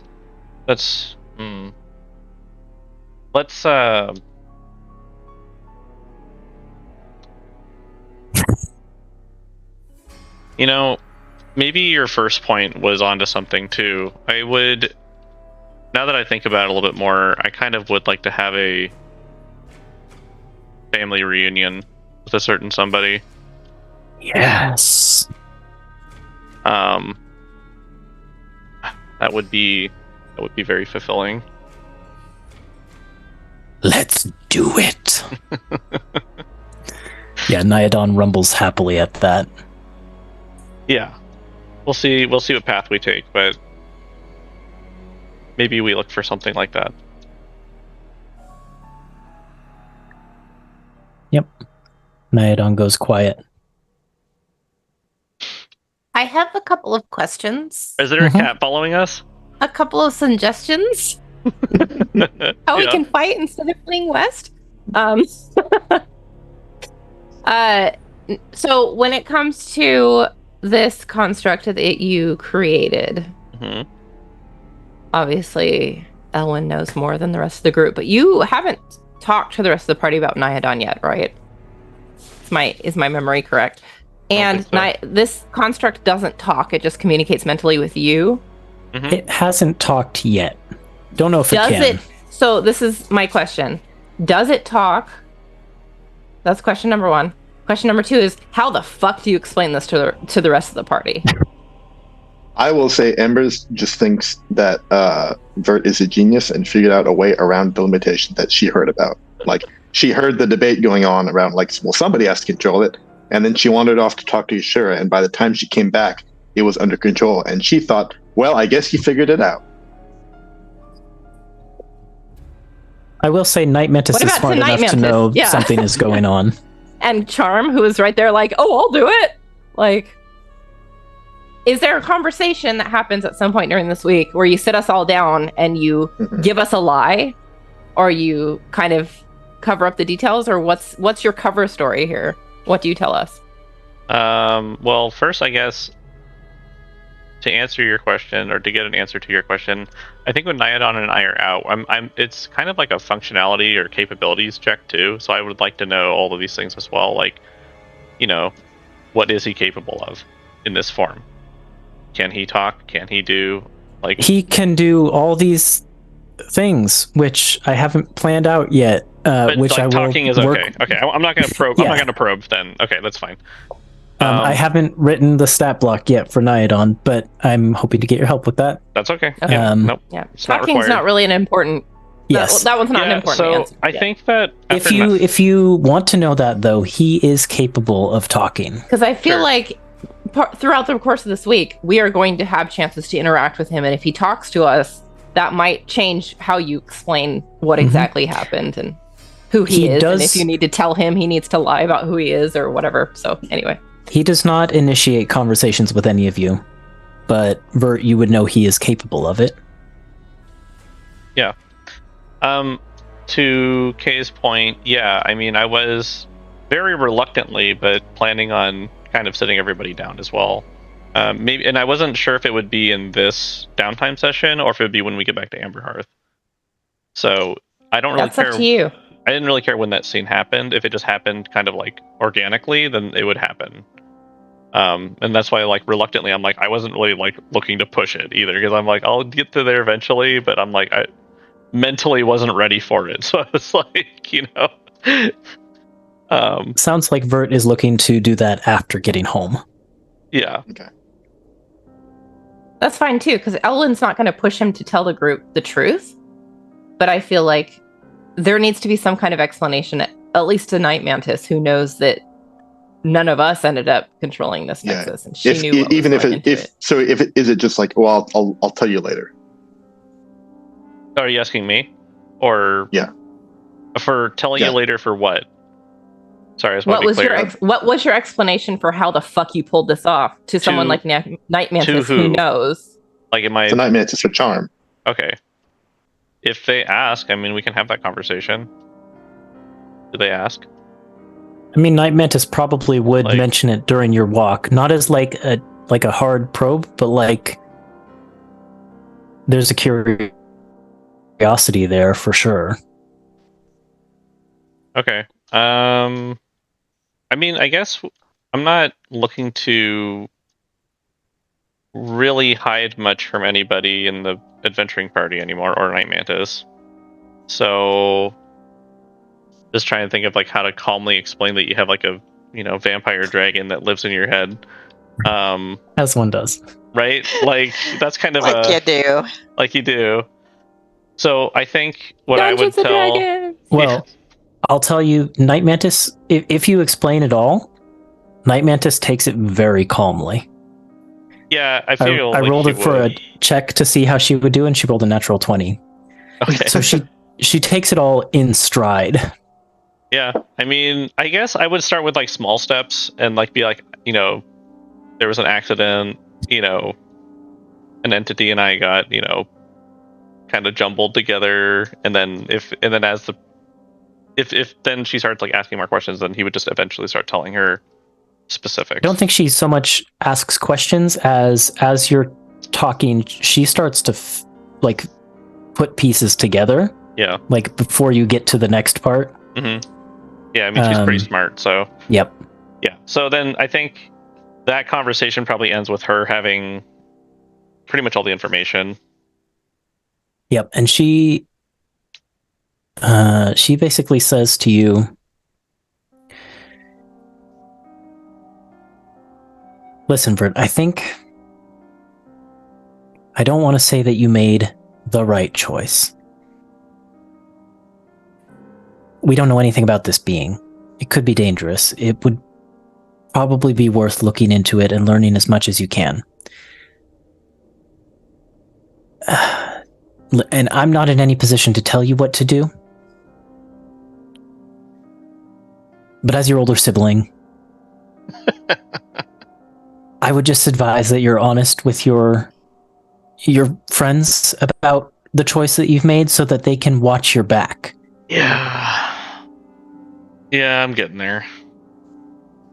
And whether that's now or, later when you get back to Amberhearth, I suggest you have a full conversation with them. I don't know that they'll take it quite as well as maybe I am. I don't even know why I'm taking it this well. But we've been through a lot together in a short time.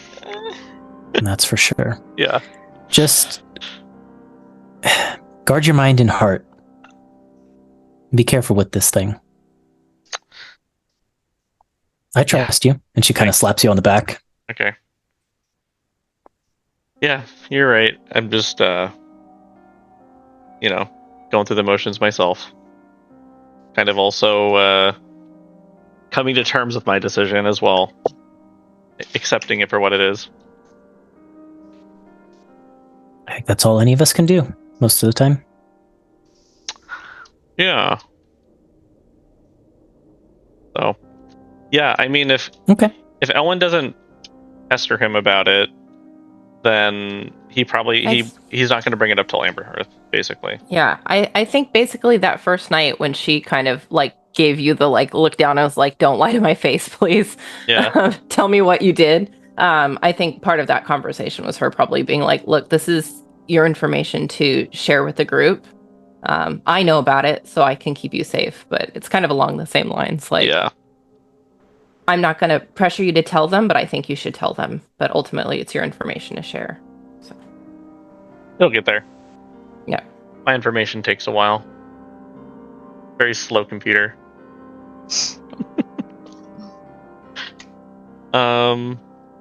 Yeah, otherwise... It's glitchy, too. Sorry? It's glitchy, too. I know, tell me about it. Yeah, otherwise... The only really other things were helping Elwyn with her stuff and learning Arcana if there was time. There might and not if it made be sense. too much time for it. Yeah, and that was the last resort if like I said, no one wanted to hang out with me. Well then let's hop to Elwyn. Yeah, let's hop to Elwyn, I guess.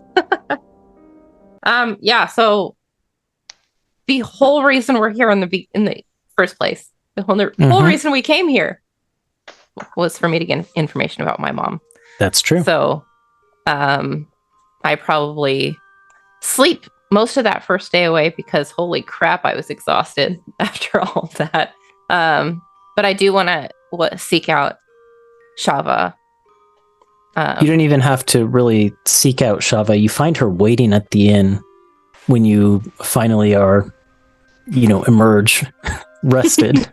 And she's waiting out like one of the tables. And this kind of tap room area of the inn is being weighted by a strange creature that kind of looks like a floating blue and white pancake with eyeballs that come up on like stalks above its head and like a bunch of floaty tentacles beneath it.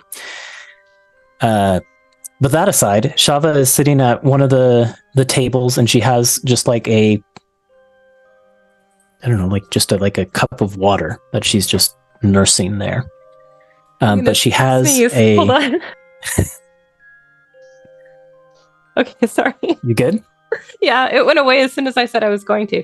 All right. There's like a long but thin box that she has set on the table in front of her, and it has like silver filigree set into it. And she's sitting there kind of, arms clasped, just sort of waiting for you. I'll approach her and just say, "Oh, Advocate Tavira, I wasn't expecting you to come here. I hope you haven't been waiting long." Well, on and off. I've come back a couple times to check on you, and you've been resting every time. So I left, and I came back again, and this time I was told that you were finally awake, so I sat down and waited. Sorry about that. No, it's no trouble at all. kind I of. think a I rough told day. you before, but no, I am deeply in your debt. Probably not quite as much mine as other people. Do you want to find another place to talk, or is this okay? This seems very. She kind of just looks around like. Yeah, she stands up and kind of leads you out, and then says, "Well, where would you like to go? Like a park somewhere, or my office back at the university?" Are there parks here? Oh yeah, certainly. I would really like to see one then. That sounds Okay. nice. The parks aren't parks in the sense that like overground parks are parks. It's basically areas where the geodes are sculpted into, various forms, and like people are kind of walking around and looking at them almost more like a museum, but in kind of like an open outdoor space. And they're the areas are kind of divided up by like almost like hedges of like various cultivated fungi and things like that. Yeah, so it's that sort of area. But there's benches and things to rest on, so you can find Beautiful. something like that Beautiful. I guess we'll find a bench and just sit. next to some fungi that glow kind of like a pale blue. That's nice. How is everyone after what happened? Does it seem like the damage was too much? Yeah, her spirit, like it seems like she gets a little bit crestfallen when you bring this up, and she says, "Well, I won't lie. We suffered damages. We suffered casualties. There are many in mourning for loved ones lost. There are many working to repair damaged homes, workplaces.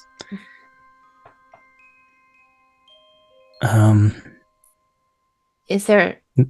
How long do you think that the webs will hold? Well, it's not my area of expertise, but the alchemists of the collective assure us that no one is in further danger for the moment. Now that the winds have stopped, the stalactites are sturdy, and they are, from what I understand, working on alchemical solutions. That's great. So, the collective really is full of brilliant minds. the best and brightest we have to offer. That should bring you some comfort, at least. It does. And even more than that, it's heartening to see members of the community turning to faith as well. When she says that, I think Ellen looks a little bit uncomfortable. And she quickly follows up, and I don't mean just to the Weaver, though some have expressed interest after seeing what she did. And she kind of like gestures around as if to the webs, but none of the webs are visible from here. Mm-hmm. Mm-hmm. No, some have expressed interest in traveling up to the surface to see Cultivation's altar and that temple to Pelor, or learning about the dwarven god Moradin, and various others. That's great. If there are any that want to join us when we make our way back up, they're welcome to. We can show them the path that we traveled. There might be a few, and I'm sure that they would be reassured to travel with someone as powerful as yourself.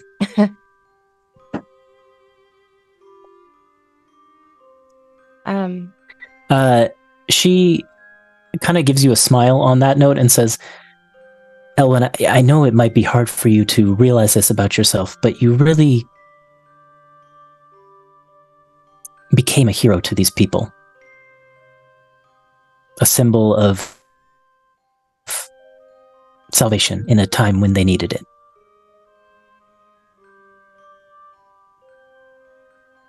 She kind of looks out at the different fungal flora around, and it's quiet for a minute.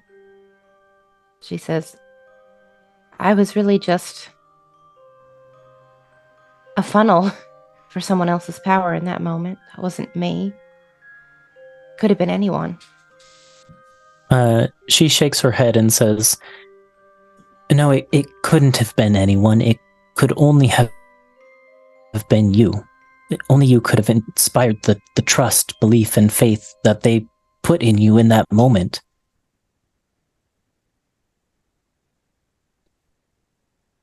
It couldn't have been anyone. Can I ask you a question? Of course. What happened when my mother was here? Was she a hero to them too? She kind of sits back and says,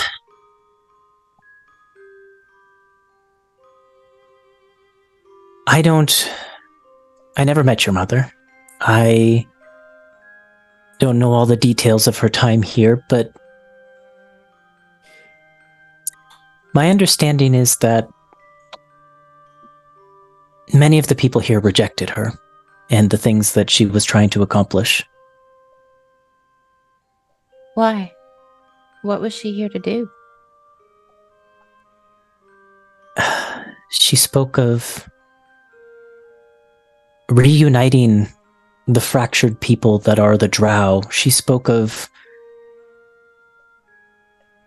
extending a hand to those who still follow the Weaver in their cities further below. She wanted to reconnect us to the elves on the surface. From what I understand, her mission was about unity and connection.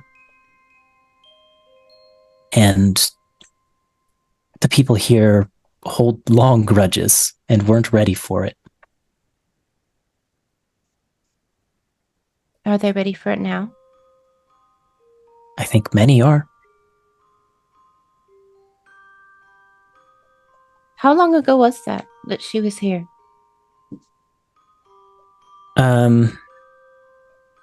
Shava thinks to herself as Ethan checks his timeline. I have a timeline here specifically for Elentari's actions. In my notes, Elentari was in Erudition.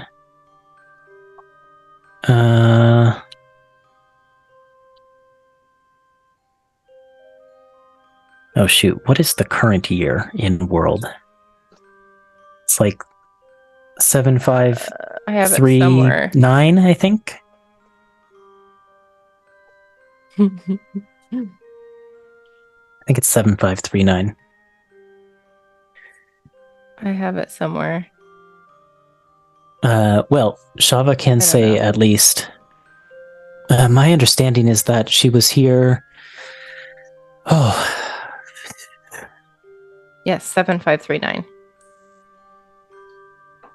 Nearly 140 years ago, and she stayed for many years trying to change the hearts and minds of the people here.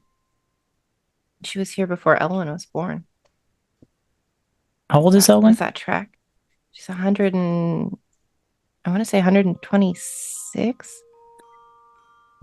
See, I have Elwyn born 7400. I have her age is 126. 126. Okay, maybe I have my timeline wrong. I was like, hang on a minute, that doesn't work. There's the real twist happening. Elwyn's actually 200, yay! Whatever the timeline is, it would have been like soon after Elwyn was born. Okay. Yeah, Still over a century essentially. ago. Definitely still over a century ago. Yeah. Mm-hmm.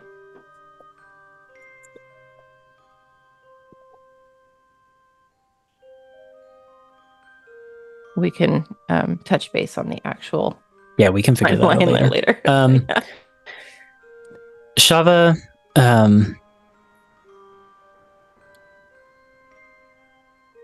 produces from her pocket, one of the pockets in her outfit, a like an envelope, and she holds on to it for a second, kind of looks you in the eyes and says, "When your mother left, I don't think she told anyone but the ancient mother where she went. While you were resting, I spoke with the ancient mother, though. She gave me this to give to you. And the envelope is sealed, unopened. Yeah,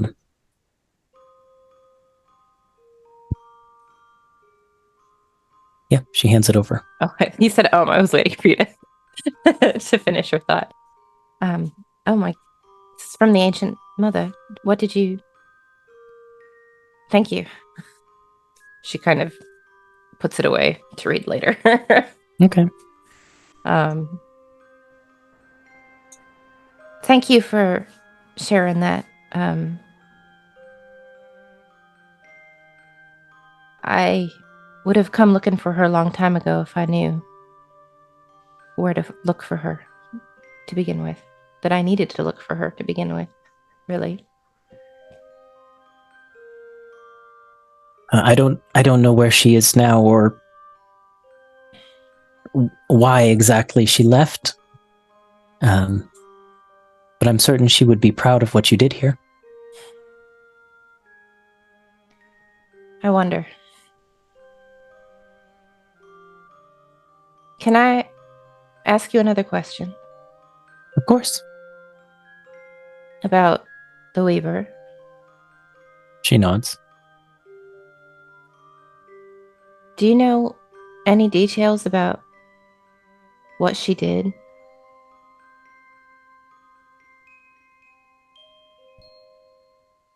From what I understand, she attempted to kill Coralon. I don't know the reasoning. I don't know if there's truth to that. But that's what the legends I've heard say. Apparently Sehanine stopped her. There was a fallout, and she fled. Deep into the Underdark, and then deeper still, to a plane called the Abyss. And now she's seeking forgiveness for that transgression. I think she wants to reconnect with family. And part of that is making good on wrongs of the past. You know, there was a time where I wouldn't have even considered giving her the time of day. But this whole trip has just... It's really given me a different perspective on everything. How to keep from judging people based on their actions in the past. Everybody's got their own story.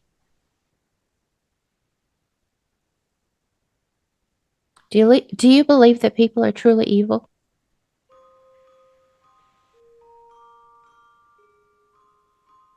I don't think inherently so. I think some people choose it. Do you think those people have a good reason? Sometimes.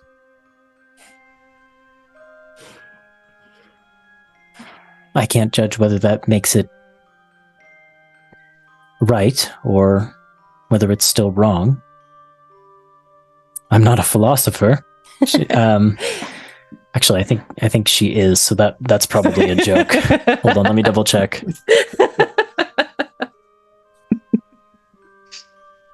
What was her department? Wow, I have so many instances of Shava in my notes. Control F.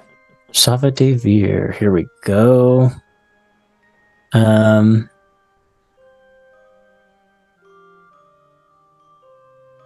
Yep, she's a professor of philosophy. So that's a joke. Yep, she's joking when she said that. Well, I don't reckon any of us can really. I don't think any of us have that right to judge other people. He kind of gives you a smile. Well, that's quite enough heavy talk, I think, for the moment. I brought you a present, which I intended to give to you earlier.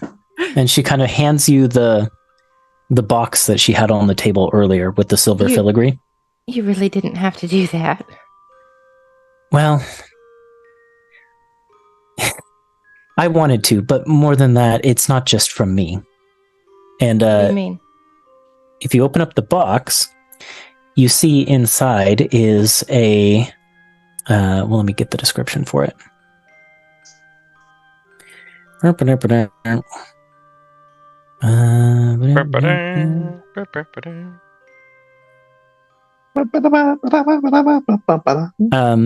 Inside is a spider silk necklace that has a bunch of different beads on it that are most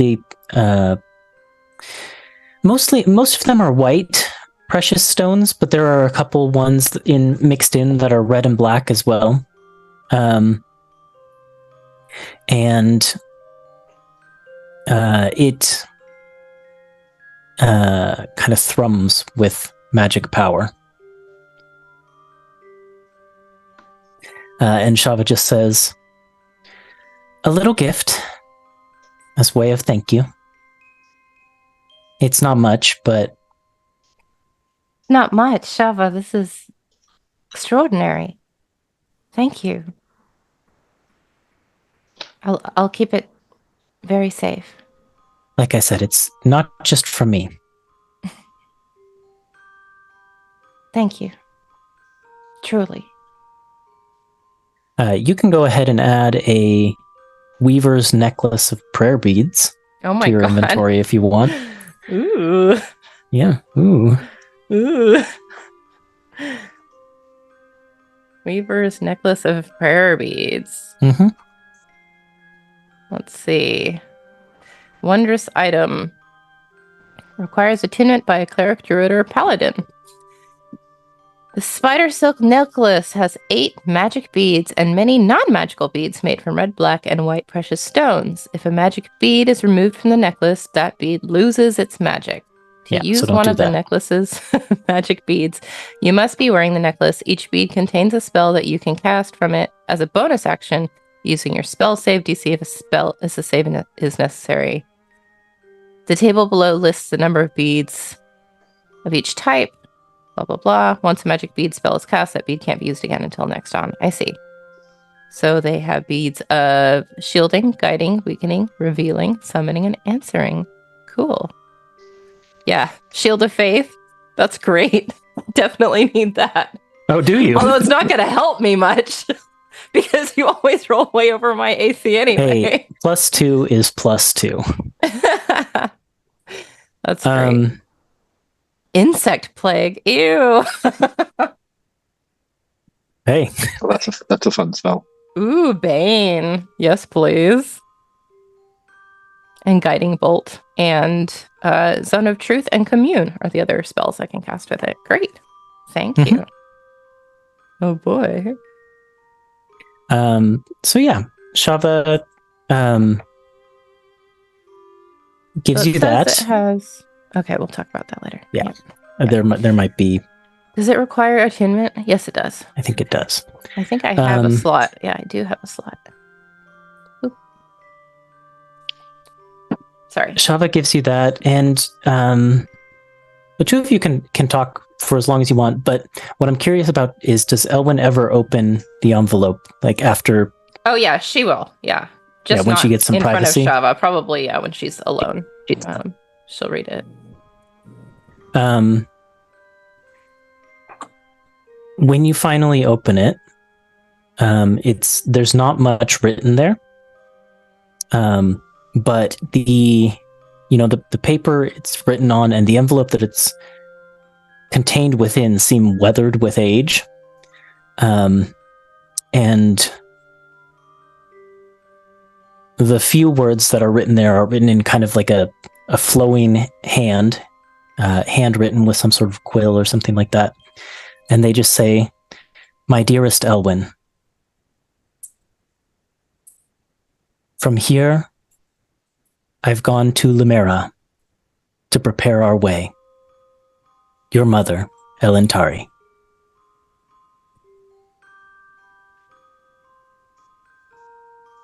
I think this is probably the first time that Elwyn has had anything addressed to her from her mother, and so she probably spends a long time alone in her room crying. Mm-hmm.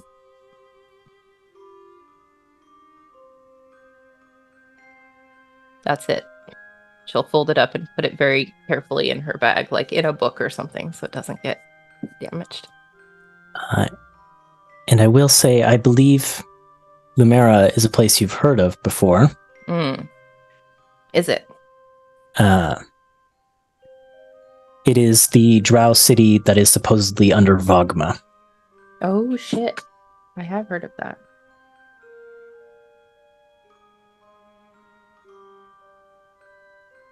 Guess we know where we're going next, you guys. Well. How the turntables have tabled. Well. Yeah, I think that when Bert gets home after she reads it, she'll basically just be like, Lumera, we have to go to Lumera. We have to go to Lumera next. Is she all cleaned up at this point? Like, she's like not... Depends on how long it takes before you get home. Like... we can roll for it, I guess. No, I mean, she's... Yeah, go ahead. She's such that, like, if you come back and she's, like, in the middle of crying, she'll immediately try to, like, clean up and, like, I wasn't crying, no, shut up. Deception like, that check, kind of, no. like... No, I mean, depending on what you were worried about the envelope, I mean, I guess you could have, like, picked the day that he hangs out with Night Mantis, and then you would have... I mean, she just wanted to have privacy when she read it. So, okay. Not knowing the content. It's not like she was trying to keep a secret. She just wanted to be able to feel her emotions and not feel like she needed to. So I guess regardless of that, Vert will just she'll tell Vert all about it immediately and be like, we need to go to Limera. And wow, that's nice and direct, at least. I know, I haven't had a clue this clear at all in 2 years. That must be that must be really nice. I mean, she left this for me 100 years ago, so she's not going to be there, but maybe we can pick up her trail. It sounds like that is the trail. You've picked it up. I mean, she knew I would come after her. How did she know I would even try to find her? I mean, as far as she knew, that I thought she was dead. Well, I guess there's only one way to find out, right? We are going to go to Limera next, right? I mean, oh, I'm so sorry. We will. I mean, we did talk about going to break your father out of that jail, but yeah, I talked to Night Mantis. And this trail's 100 years old, so it's not like Night Mantis. It's not like it's going anywhere. It's not like it's going anywhere. Night Mantis believes that we need to prepare a little bit more, and I agree. Even though that's kind of what my, burning desire is right now. I think it'd be a fool's. It'd be a foolish plan, probably. Are you ready to go back in the direction of Vogma though? Like that's. I would like to. That's a lot. I would like to. Are you ready for that? Probably not, but that's why I have you.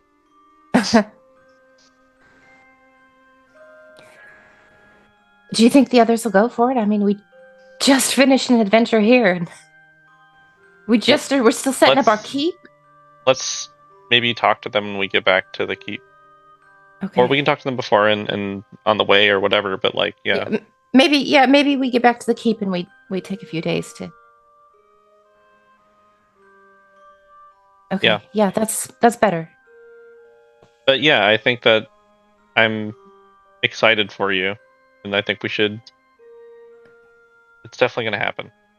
You sound very excited. I have a lot on my mind right now. I'm sorry. I know. I'm sorry. Okay. So, does this mean that is the investigation here over? Do you have other things you want to look at? Well, I did want to go and stop by the gymnasium to look at the statue, and I'm intrigued about the masked lady's presence here, so I'd spend like the rest of the week researching the masked lady and the weaver.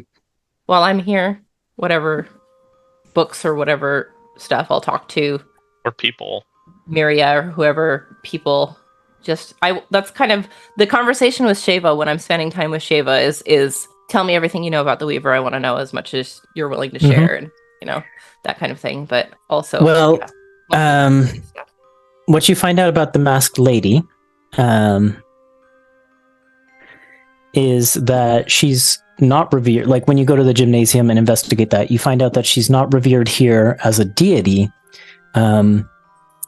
She's seen as like a legendary swordswoman who supposedly saved the people of Erudition when the god Seldafane turned on them. Like she fought him and supposedly killed him. But from their perspective, she was like a mortal woman who was just an incredibly powerful warrior and had it's this legendary fight, and each person you talk to has sort of a slightly different tale of how it played out. But she's hold on, let me find the exact details of this story. A human woman or just a mortal? A mortal woman. Sorry if I said human, that's incorrect. But a drow woman. Yeah, drow woman. The story goes. I keep writing cellophane, but I know that's not his name. I know. What is his name? How do you spell that? Seldafein. Fein. Cellophane. Okay. I know. I miss what he said, so I just write cellophane. I'm like, I'll know what that means. I absolutely won't know what that means later. She fought cellophane and defeated it. Yeah. Crystal clear. The story goes that a war was brewing between the children of Lolth and their followers. And so the followers of Illustrae and the followers of Seldafane decided to flee the Deep Dark and whatever drow civilization is down there. Lolth reacted poorly to that, and that's where the Drider curse came from. Those sort of drow centaur people. That's supposedly a curse that was put on them when they fled from the Deep Dark. However, at some point in their flight, apparently Seldafane's followers had some sort of a disagreement, a falling out with Illustrates, and they turned on each other. And there was a big fight, and supposedly,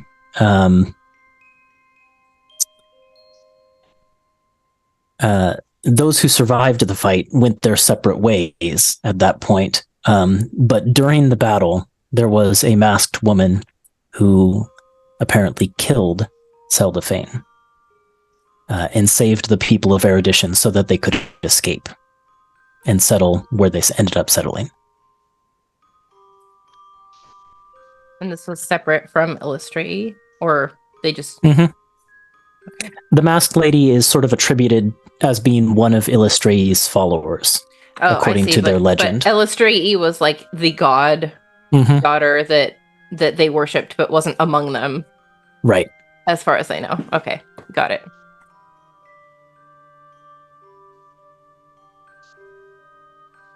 Okay. Interesting. Cool. And we are already way over time. I did want to have a scene with Kashura, Is everyone good to keep? I know it's super but that Oh yeah, for this Nick. is this That is can all also- this is all really fascinating. I took a nap today. I'm totally good to keep going. Okay. Nick's in a different time zone, so I had to make sure. just for tonight.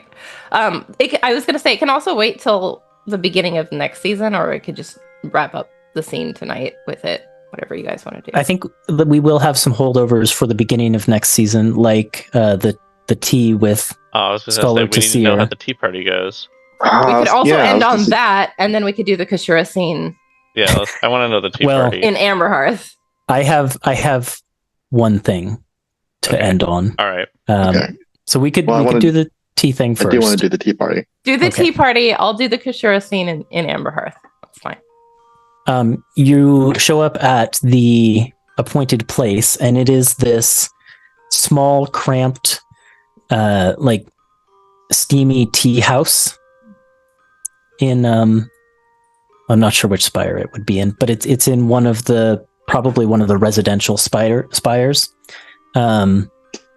Residential spiders.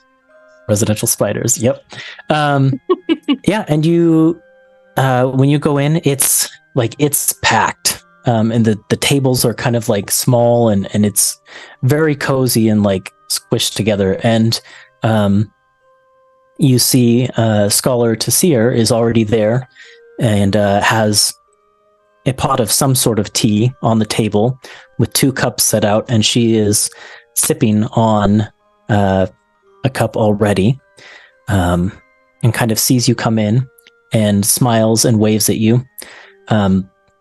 Her glasses are like fogged around the edges a little bit because, like I said, it's kind of like warm and steamy in here. But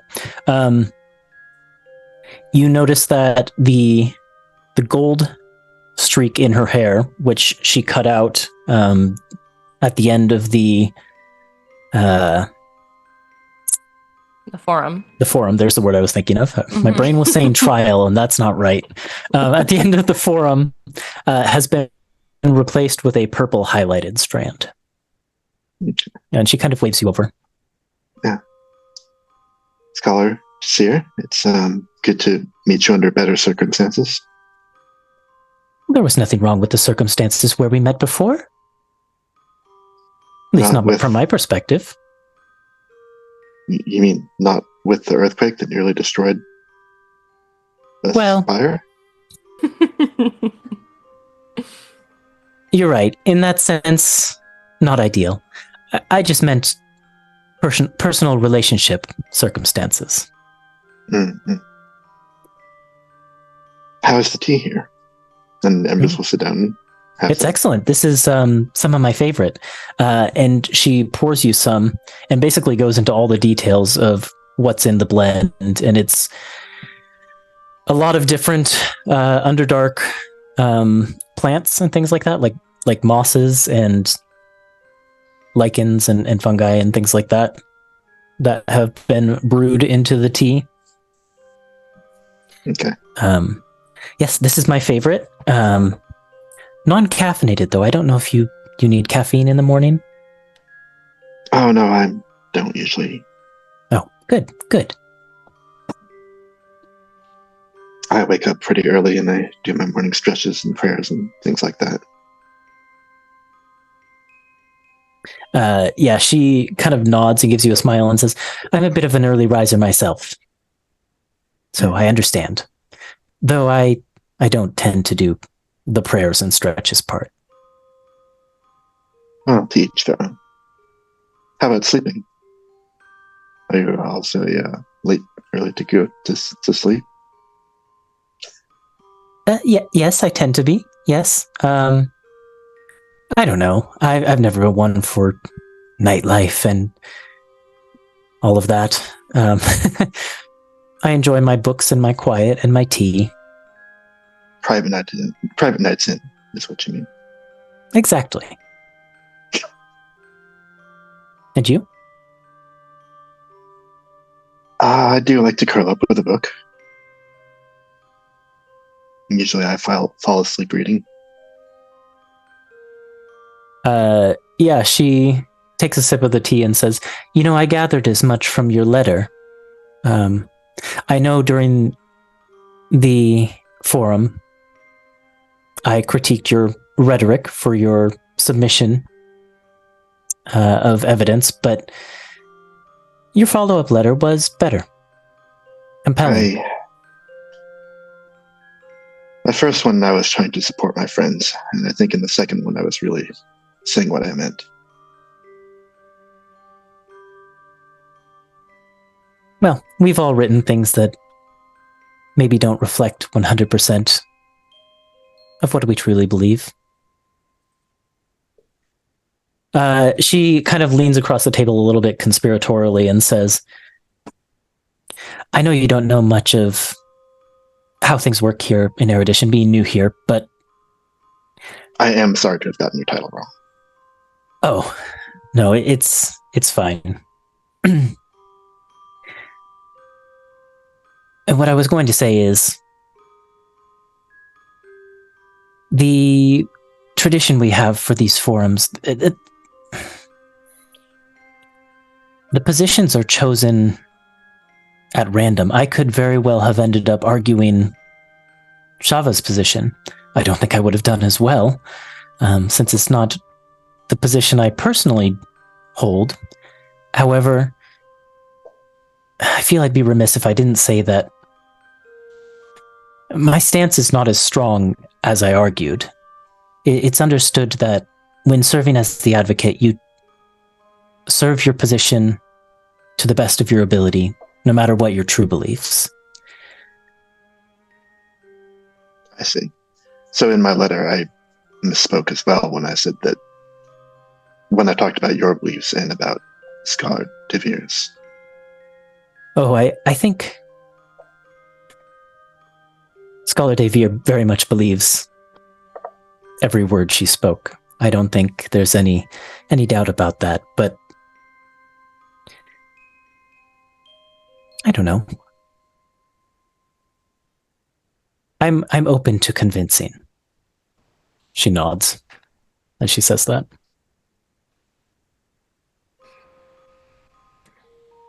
I think this is when Ember's just going to make her play. It's just like, I'm open to trying to convince you. And I don't know, what do I need to make a roll here or what? I'm going to make a roll. Nick, whenever you make rolls at these positions, you always do well, so I think you should just roll for it. Because you always get, this is where you get the natural 20s I know, and stuff every time. It's absurd. It's great. absurd. It's the best. It's the best. So you said I'm open to convincing, right? Mm-hmm. No, I think I said I'm open to trying to convince you. Trying to convince you. Okay. She yeah, her eyes sparkle a little bit. And she again leans across the table and says, well, I'd very much like to see that play out. Perhaps you'll write? I was thinking about an in-person conversation. You'll have to visit again then. Are you not? Are you busy? Oh, quite.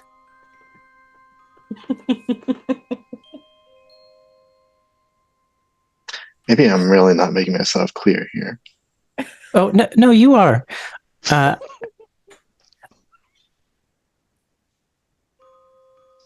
very much a take it slow type of person. Oh, okay. But the interest is there. Well, Ember says, I'm here for a little while more, but, being a silver seeker does take you all over the place, and it could be months before I find myself here again. Are you sure you want to take it that slow? I'm not going anywhere. And drow live a very long time.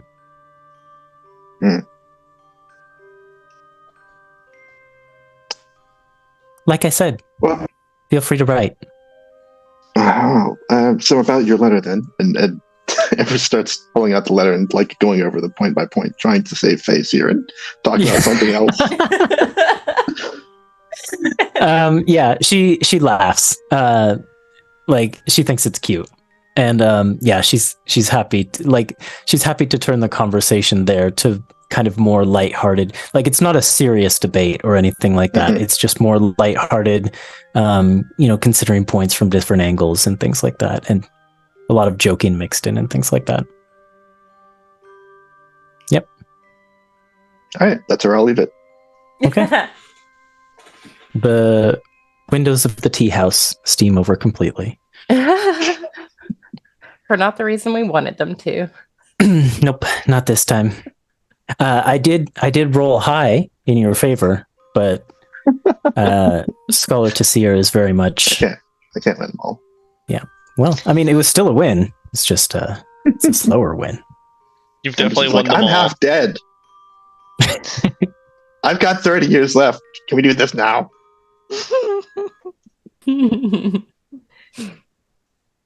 The one last scene I wanted to do takes place far from here. Let me get some music.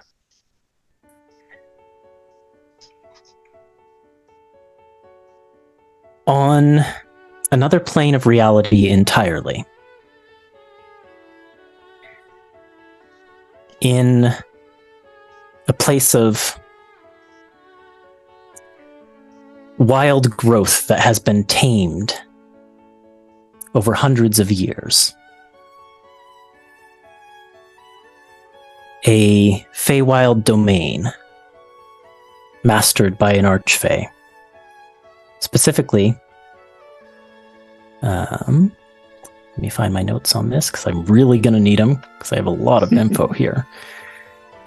Specifically, the lands of Feather Queen Alette Golden Breeze of the Court of the Sky.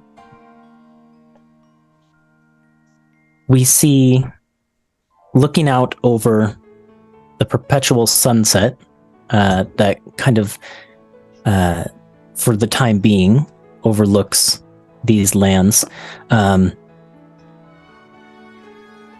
We see a moat of earth floating above the land, and on that is a grand palace. The palace belonging to this Archfey. And on the edge of this moat of land, kind of looking out over the ground and far into the distance, stands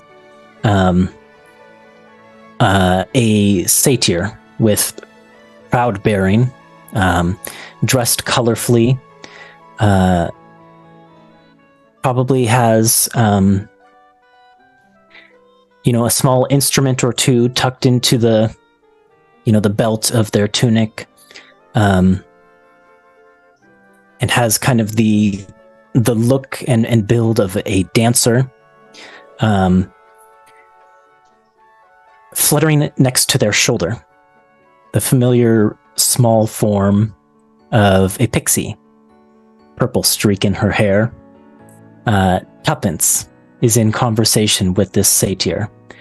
Tuppence, you know this person to be Zia Wilddance, the court virtuoso of the Court of the Sky, and the very person the spirit of your mother told you to visit in the Feywild. You found them at last, though it wasn't easy. Something is happening in the Feywild. It's grown more dangerous. There are strange creatures and environmental hazards that are propping up everywhere, and you and your companions, Thistle the Quickling and Bandana the Dog, had to fight your way here. You did not have an easy time of it, but eventually you arrived at the palace of the Court of the Sky, and you managed to get a conversation with Zia Wilddance. And you found out that they had some very important things to tell you, and so they brought you out to this place to sort of stand on the edge of this sky moat and look out over the Feywild as you talked.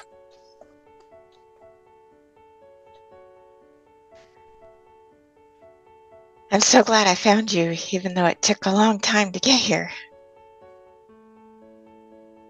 I was worried that you might not. It's been so long since I called for your mother. When she didn't come, I sent people to Silent Run. I'm sorry for whatever it is that you endured that day, truly. I'm still not over it, to be honest. A loss on that scale is not an easy thing to get over.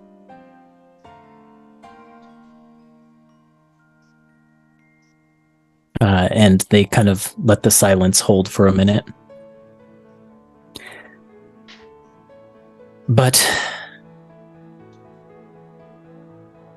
they kind of turn to look at you, and they've got very, piercing eyes. Look you in the eyes and say, Tuppence, there are dangerous things happening right now in this plane, and your mother was needed to stop them. Without her, I fear it falls to you. Well, I'm not sure I'm ready, but I'm willing. You might want to hear what I have to say before you decide that you're willing. Things are dire. And they explain. This is going to be a lot. Zia Wild Dance dives into it. What do you know of the Fairy Orchestra? Anything? I'm afraid not. I didn't think so. Well, the first Fairy Orchestra was a group of musicians and performers. It's said that they were the ones who tamed the hostile, shifting wild that is this plane with their powerful magic music, granting the first Archfey the power to create the domains and shape them to their will. It was the orchestra's songs that held those domains together, and it still is to this day. But perhaps the most important of their songs is one that they performed only every 1,000 years. A song called the Concerto of Cleaving. Now, the time when this song is meant to be performed is approaching. We have some time yet before we are in true danger, but the effects of it going unperformed are already beginning to show across the Feywild. Tuppence, when I called your mother here, it was to instruct her, to unite her with the rest of the orchestra, to perform this song. She was to be the next generation. I see. As I said, that now falls to you. There's always been a wiseacre among the orchestra.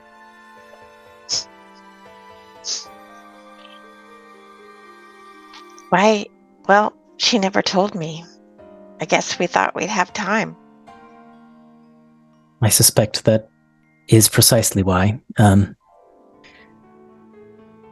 With any luck, it would have been her duty to perform the concerto, and then she could have trained you up when there was more time. I assume that's why she wouldn't have spoken to you about it, but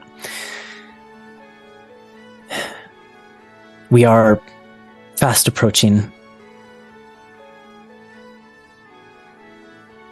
danger. This concerto, let me explain. You see, beyond the Feywild, there is another plane, a plane where mortal consciousness goes during sleep, during rest, a plane of dreams. And the plane of dreams has ever sat a hair's breadth away from the Feywild. So close they could touch, but separate. It's part of why the Feywild maintains its whimsical nature. But that plane is infinite, while the Feywild is not. So there's always been the danger that that plane will enshroud and engulf the Feywild, consuming it. The Concerto of Cleaving is a great work of magic that prevents this. It divides the two, separates them, and keeps them apart for 1,000 years.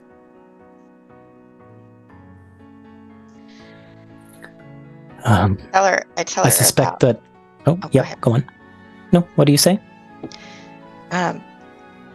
It's like you're explaining my dreams, the ones that I've been having lately. Not sure if they're dreams or visions. Dreams? Yes. What dreams? About another fairy that looks like me but different, and they're composing a different song other than the Concerto of Cleaving. It's the sonata of, and I can't remember the last word. Salvation. It's salvation. No, I'm pretending I can't okay. remember something. Zia shakes their head and says, well, there are a number of sonatas that the orchestra performed, but I don't know which one that could be. I'm sorry to say. The Solar Sonata has power over the sun here. It's just a second. She reaches into her memory and says, that's it, Salvation. What is that one? To my knowledge, no such sonata exists. Wonder what it means. I don't think we can discount these dreams as nothing, not given the current situation, but I don't know what they could mean. All I know is what I've discovered in my investigation at Silent Run, which is that the culprits behind the village's attack were known as the Court of Outcasts. Them you've heard of, I'm sure. Yes. The group of uncourtables who band together for their illegitimate court. But they've never posed such a big problem. Sure, they've been known for causing trouble for all of the legitimate Fey courts, but they've been so much more brazen lately. Silent Run wasn't the only place attacked. Other villages were too. Most notably, to my knowledge, every member of the orchestra is dead. Oh no. How can this be? I don't know. I suspect that the Court of Outcasts has some new organization, some new leadership, though I don't know what they stand to gain from the collision between our plane and the plane of dreams. All I know is that it is dire. Tuppence, what I must ask of you is no small feat. You need to gather a new orchestra, and you need to play the Concerto of Cleaving. Winds, strings, brass. Hold on. Winds, string, brass, and a singer or a dancer. There's your minimum. With that, you can perform the sonata. Sorry, she mentions percussion as well. I forgot to put it in my list, but it would be there. She gestures back to Thistle and says, percussion you already have. He'll need some training and some shaping, but I think I can take care of that. Not a virtuoso for nothing. I have a lead on a singer. which I can pass to you. But our biggest problem lies in the crucial role. We need a conductor. The conductor, unlike the rest of the orchestra, does not pass by family lines. It's a special position. One that a fairy is destined to. And I'm sorry to say that the one person who could do that role is already in the clutches of the outcasts. Your friend Indy was meant to be the next conductor. So she's alive. As far as I know. But she was taken, and she's in the clutches of the outcasts. But do you know if I don't think she'd go willingly. That's a dumb question. I can't say, and I don't know where they'd be keeping her, but if she's alive, that's who she's with. Eventually, she'll need to be rescued so we can perform the song, but for now, until we know where she is and how she's guarded, I think we need to focus on gathering an orchestra. And that starts with the singer. And she kind of points off to the... if we were on the material plane, it would be the northwest. And she says, in that direction, on the material plane, there's a town. Well, on the verge of cityhood, perhaps, but a small city known as Amberhearth. There's a violet fairy dragon who lives there. Nimlilium. She goes by Nim for short. She's of the line of the orchestra, and if you can convince her, she'll be your singer. Well, it must be meant to be, because the group that found me and took me in after the destruction of Silent Run was heading to that very city.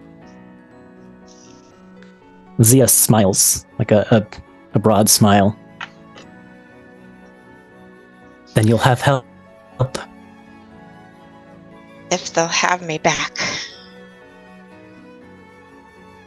Zia nods and kind of looks back to where Thistle is kind of teasing Bandana, basically throwing a stick for Bandana to fetch and then zipping and catching it himself before Bandana can get it. It's one of his drumsticks too, it's gotta be. Yeah, she gestures towards Thistle and says, I'll work on him in the meantime. Okay. This is so much more than I hoped for. Knowing that she's somewhere and that I can work towards a goal to find her. It's way more than I had before, and I'm so appreciative for all the information. I'm truly sorry I can't do more, Tuppence, but I have responsibilities here to the court and to the Archfey. But if there's anything I can do for you, I'll be here. I appreciate it, and I'll get started as soon as I can. I don't feel like I have a choice. I mean, you said I might not be willing to take it on, but I have to. You always have a choice, but the consequences of inaction here could be the fate of this plane. Exactly. They smile, and kind of like a reassuring smile, and say, well, Godspeed to you, Tuppence. Find the orchestra. It was my privilege to meet you. And with that, we will close this season of Antiheroes Anonymous. We'll pick up there at some time in the future. We're going to go on a bit of a hiatus because of some, busy personal lives. When we come back, it will be to Antiheroes in Exandria, I think. Mm-hmm. And then after that, we will come back to this. So it'll be a bit, but we'll pick up. There's big stuff happening on all fronts. Not the least of which is Embers is in a slow burn relationship with Scholar Tasir. Listen, Embers is in a slow burn relationship with literally With half the everyone. NPCs that you introduced. Raka. Yeah. And at least one PC. Charm. Yeah. And next season, I'm proud, pleased to say we'll have Tuppence back. Yay! Right, Melissa? Yay. Melissa and I talked, and Yes, if she's ready to bring back if they'll Tuppence. have. Embers is going to be so happy. Nervous, excited. Yep. All right. Well, thank you everyone for playing. I know we went super long. That was like a 3-hour episode. Yeah, it's the finale. It And was a thank good you one. to I had a lot those of who fun. came to watch. We'll be back with more of this sometime in the future. See you then. Bye. See ya. Bye. Bye. Night.